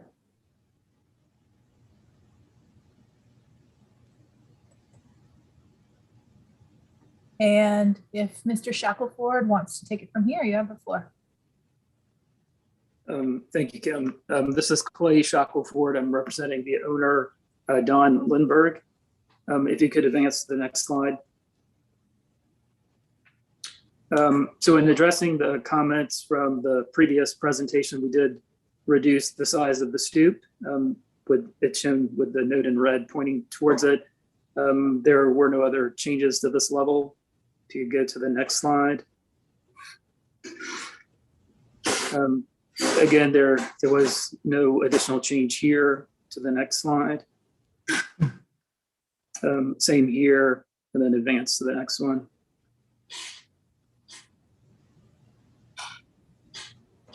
And I think go to the elevation of the next slide. I'm sorry, one more. Right, so one of the comments was to remove the closed shutters and replace it with recessed brick. So we've made that change both here and on the side elevation. Also, the stoop was reduced. We also reduced the ceiling down to 10 feet on the first floor and 9 feet on the second floor. I'd also like to point out, I think in the board discussion, there was a comment made about the smallness of the gable window. So I did increase the size of the window in the gable. So you go to the next slide.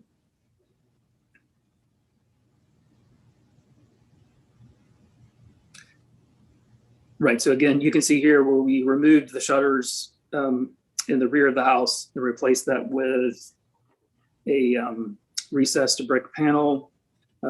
Another of the comments was that the rear of the house isn't working, and the owner and I, we had some discussion on it. And I want to reiterate, we're not really trying to make this appear as an addition or something different than the house, other than the fact that it has a flat roof, but the language should be the same and continuous through the front and the back. So we're wondering if you guys, the board and staff, if you could elaborate on what's not working so that we can begin to address that more directly. And then if you could advance. This is the street elevation. Advance to the next one. To the next slide.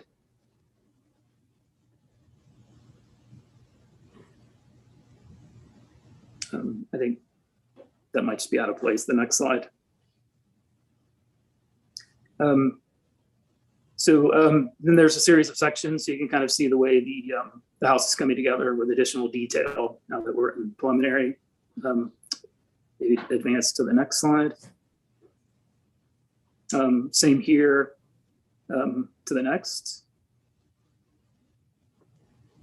And then there's a series of more large scale details. So you can see the porch detailing as well as the wall detailing. Another comment that was, a request that was made was to show the detail of how the brick and the stucco will work.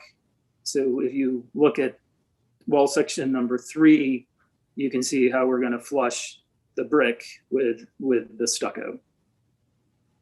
And that'll be continuous around the base of the house.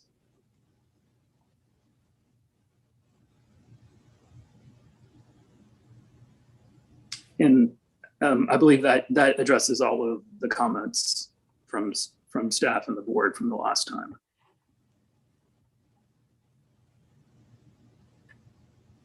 Mr. Shackelford, are you ready for any board questions at this time?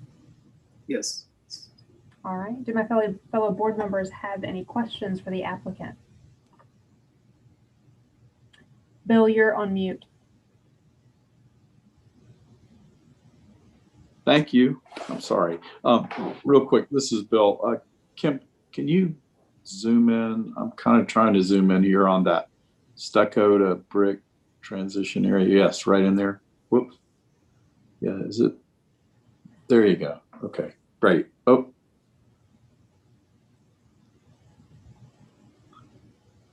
Okay. How's that? Is that good? Yeah, let me move. Hang on. I had zoomed in, so now I've messed myself up here. I apologize. I can't find it. I'm on the wrong sheet for some reason. How did that happen? Why don't I zoom out? Yeah. Yes. So I saw a mention of a 10-inch, it looks like a 10-inch CMU over an 8-inch CMU to create, I guess, a void for the brick veneer versus the stucco veneer. Is there, are you going to be sort of cutting those bricks back to veneer thickness? I understand the stucco is going to fur out the 2 inches a little further, but with an air gap of some form in the brick. I'm just trying to understand it. Is that a true 8-inch queen brick, or is that a cut brick, more of a applied?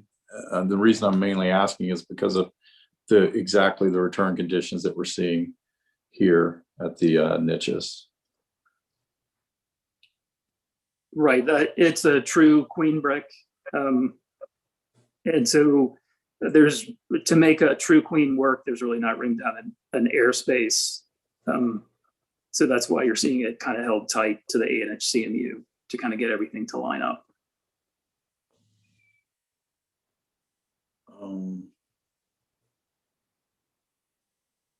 Okay. I guess. Fillmore, is that, I'm asking the contractor on the board, Fillmore, is that veneer system possible without an airspace or more, at least a mortar joint? Right onto the block. What would, I mean, I'm not saying it's certainly possible. The block is going to move and substantially different than the brick. And so I think it's going to probably long term, it's not an ideal detail because the block is going to expand and contract differently than the brick veneer. And so they're going to move differently and they're going to separate, I think, over time. That would be my concern. I know it's a technical detail. I didn't mean to get in the weeds, but I appreciate your input, Fillmore. I definitely do appreciate that. Yeah, I mainly just wanted to question that because that is kind of that point staff made about addressing that transition. So I appreciate it. Thanks. Staff's, correct me, Kim, if I'm wrong. I think staff's comment was more about the appearance of that, the fact that it's in the same plane, and traditionally the foundation would be stuccoed and therefore would be proud. You almost always have a water table there, and the base is stuccoed and proud of the finish above. And so, Kim, am I correct? That what was your? Okay, I'm just for. That's right. Aesthetically speaking. Yeah, I mean, the construction details really are not exactly in our purview, but certainly, don't have any issue saying that I think that the fact that those two materials are going to move around differently, if they're glued to each other, it's going to probably create long term might create an issue.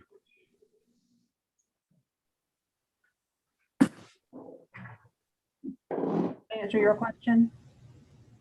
Yes. Any other board questions at this time?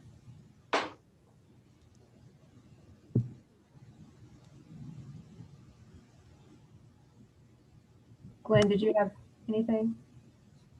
No, I guess I was just going to ask if that detail affects our purview. Really, I guess it's the aesthetic, and then it's up to them to determine if they'd like to tweak the way they would build that. Is that right, Bill? Would you agree? Yes, Glenn. I think it's ultimately the look that we're approving, and how they accomplish that look is up to them. I just, how sometimes things get all the way out to the field and then the contractor's left to deal with it, and then they just physically can't do it that way. So they just sort of fielder's choice. You get what you get. So I just didn't know if it was better potentially to be at a final, detailing point for the architect, just sort of, resolve it and make sure that, that potentially wouldn't happen. But I think what we're saying is right now the proposal is for a brick veneer base that's flush and plain with the stucco veneer above it. So that's all we can determine as far as the aesthetic.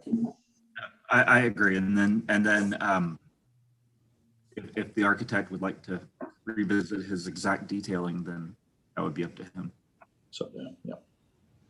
Okay. I don't have a further question from that, Lindsay.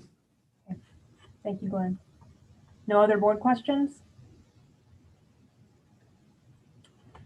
All right, let's move on to public comment.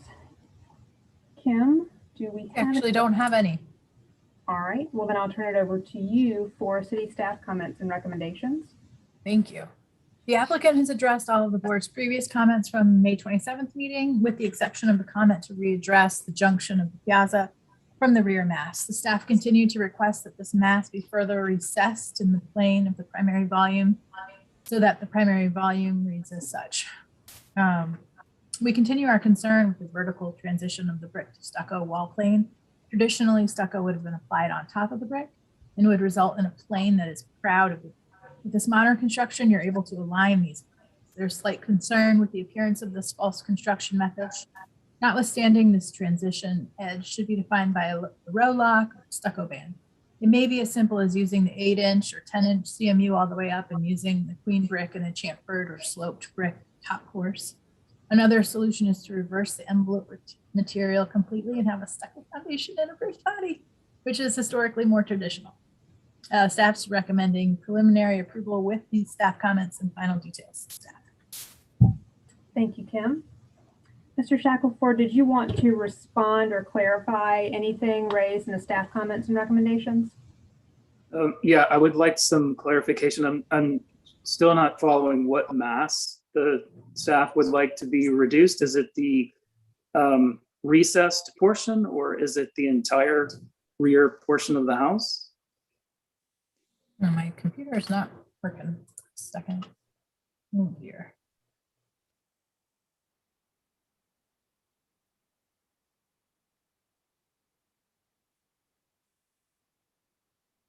Okay.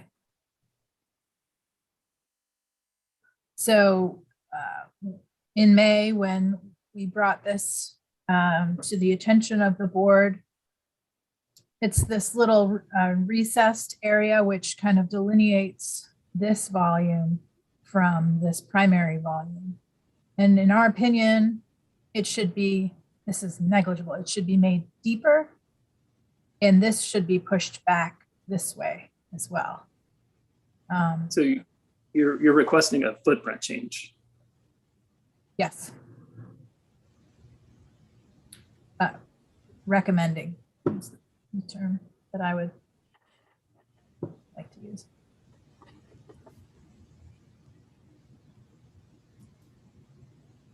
May I ask the applicant a question? Go ahead. What is the width of the proposed the French doors that go, well, now that we're first floor plan from the porch, the piazza into the kitchen, and then upstairs, I think it goes into the master bedroom. What is the width, Clay, of those doors? They're all 4 feet. Okay. It's kind of hard to get a 3-foot American French door to work.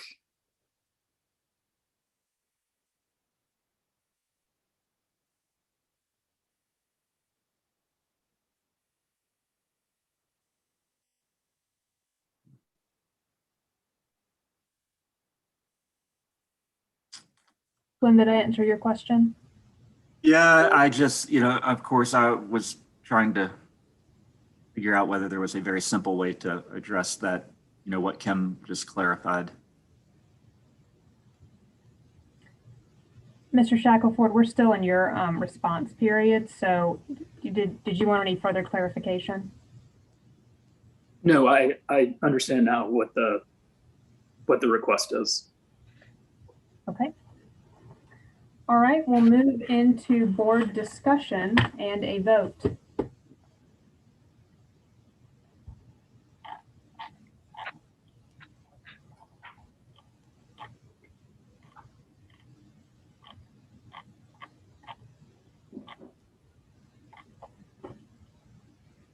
I'll lead off. I think that a number of the issues that were raised in the past have been addressed. I am, however, still in agreement with staff's comments and with their recommendations. I think, this is a new construction. It's going to read as a brand new house, even though I agree with staff on the detailing from a strictly aesthetic perspective. And I find the brick on the base and in the same plane a little odd. It is a new construction that sort of has a nod to traditional design. I think this is generally partially driven by the mandate that that new construction in a historic environment be differentiated from but compatible with the surrounding construction. And so I think sometimes we get a new construction that nods to traditional but has details that don't quite fit the pattern. But since it is a new construction, that I do think staff's comments are on target and appropriate, but I am in line with preliminary approval.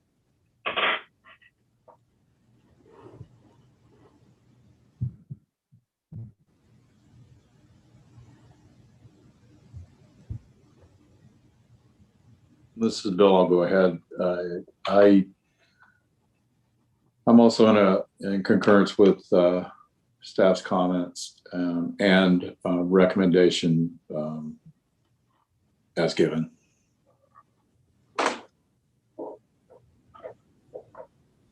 So Bill, to that comment, how does that resolve the rear piece of the building?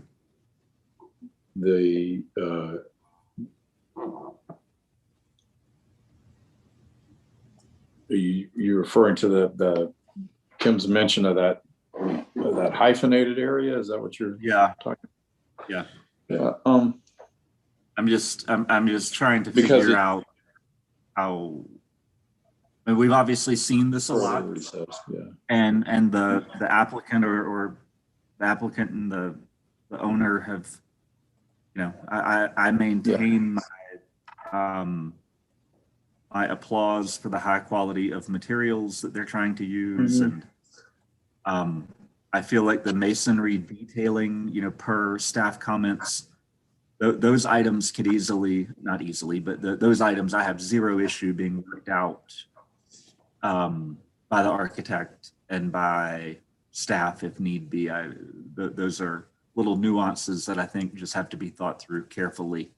I'm just wondering, I don't want to lead them down a road of, we have this rear piece of the building, and if it sticks out, is it a foot too far? Is it 3 feet too far? I mean, there's a big difference there with regard to how they resolve that to move forward.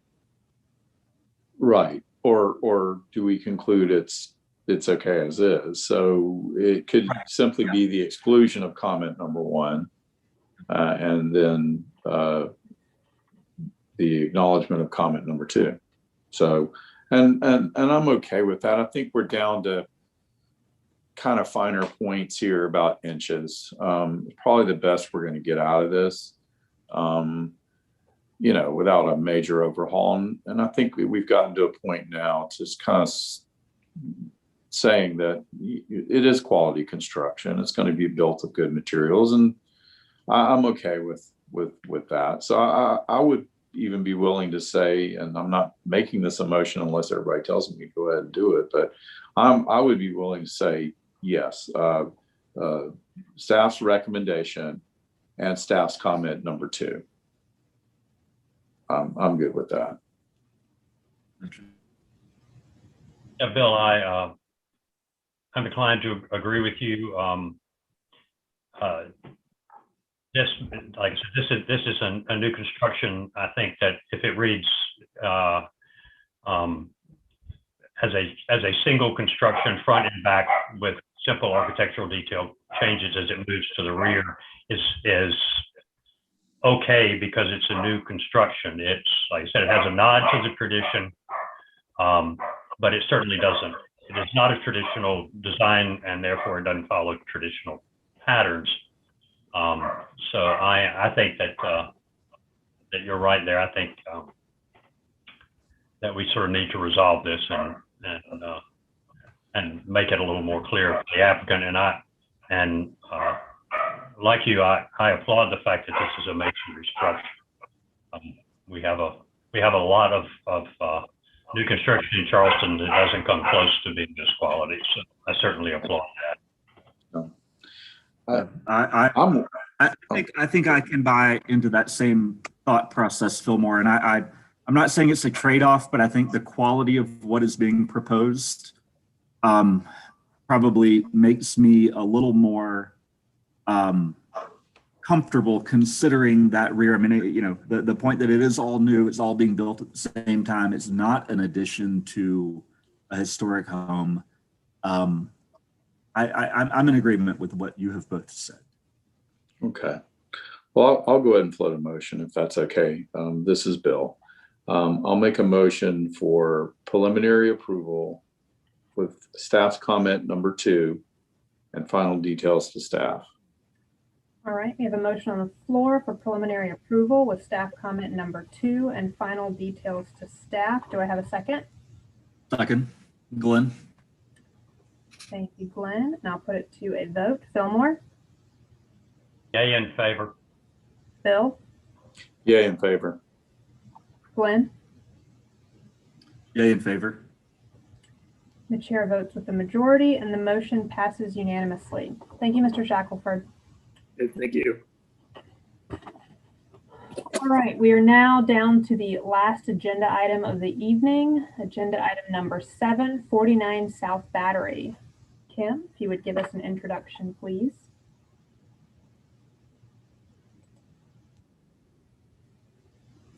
Bear with me for just a moment.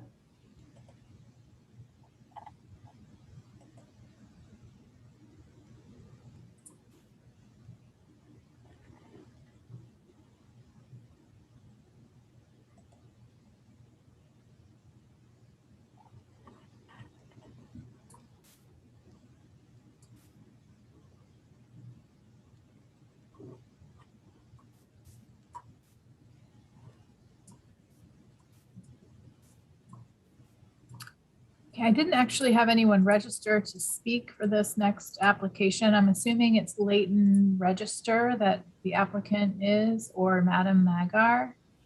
I do see the madam often, so. If you could raise your hand if you are the applicant for 49 South Battery.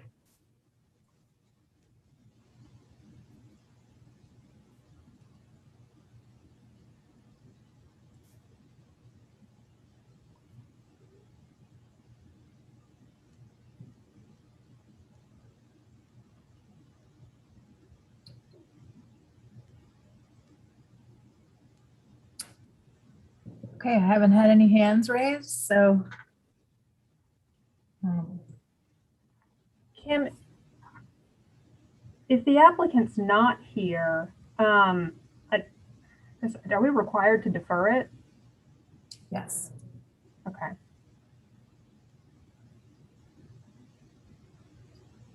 Well, Madam Chair, motion for deferral. I'm not sure, I actually. don't think I wanna make it. Sorry.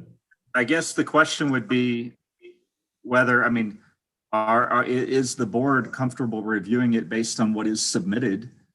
Or? Yeah, I had a couple of questions. did. So I really, yeah, Well, I was just Gotcha. thinking that, okay, it's one thing if there's an agenda item that's going to be approved, I'm sure the applicant would appreciate that. But if it gets denied, that's what I'm worried. If an application were to be denied, that's what I'm thinking about that scenario. And I mean, if Bill or any other board member has pointed questions and there's no one to answer them, I don't think it's fair to not provide an answer. Yeah. And I'm I do also have, not trying to kick it down the road, but you know. I do think people probably has questions. I guess then, is it an automatic deferral, Lindsay, to your question, or would there be a motion for deferral because of lack of an applicant? I mean, just to be safe, I'd like to make a motion for deferral. I'll make that motion for deferral for lack of an applicant to answer board questions and query. We have a motion for deferral on the floor because the applicant is not available. Do I have a second? second, Bill Moore. All right, all in favor? Aye. Aye. Any opposed? All right. And that brings us to the end of our agenda for the evening. Do I have a motion to adjourn? So moved. A second? Second. All in favor?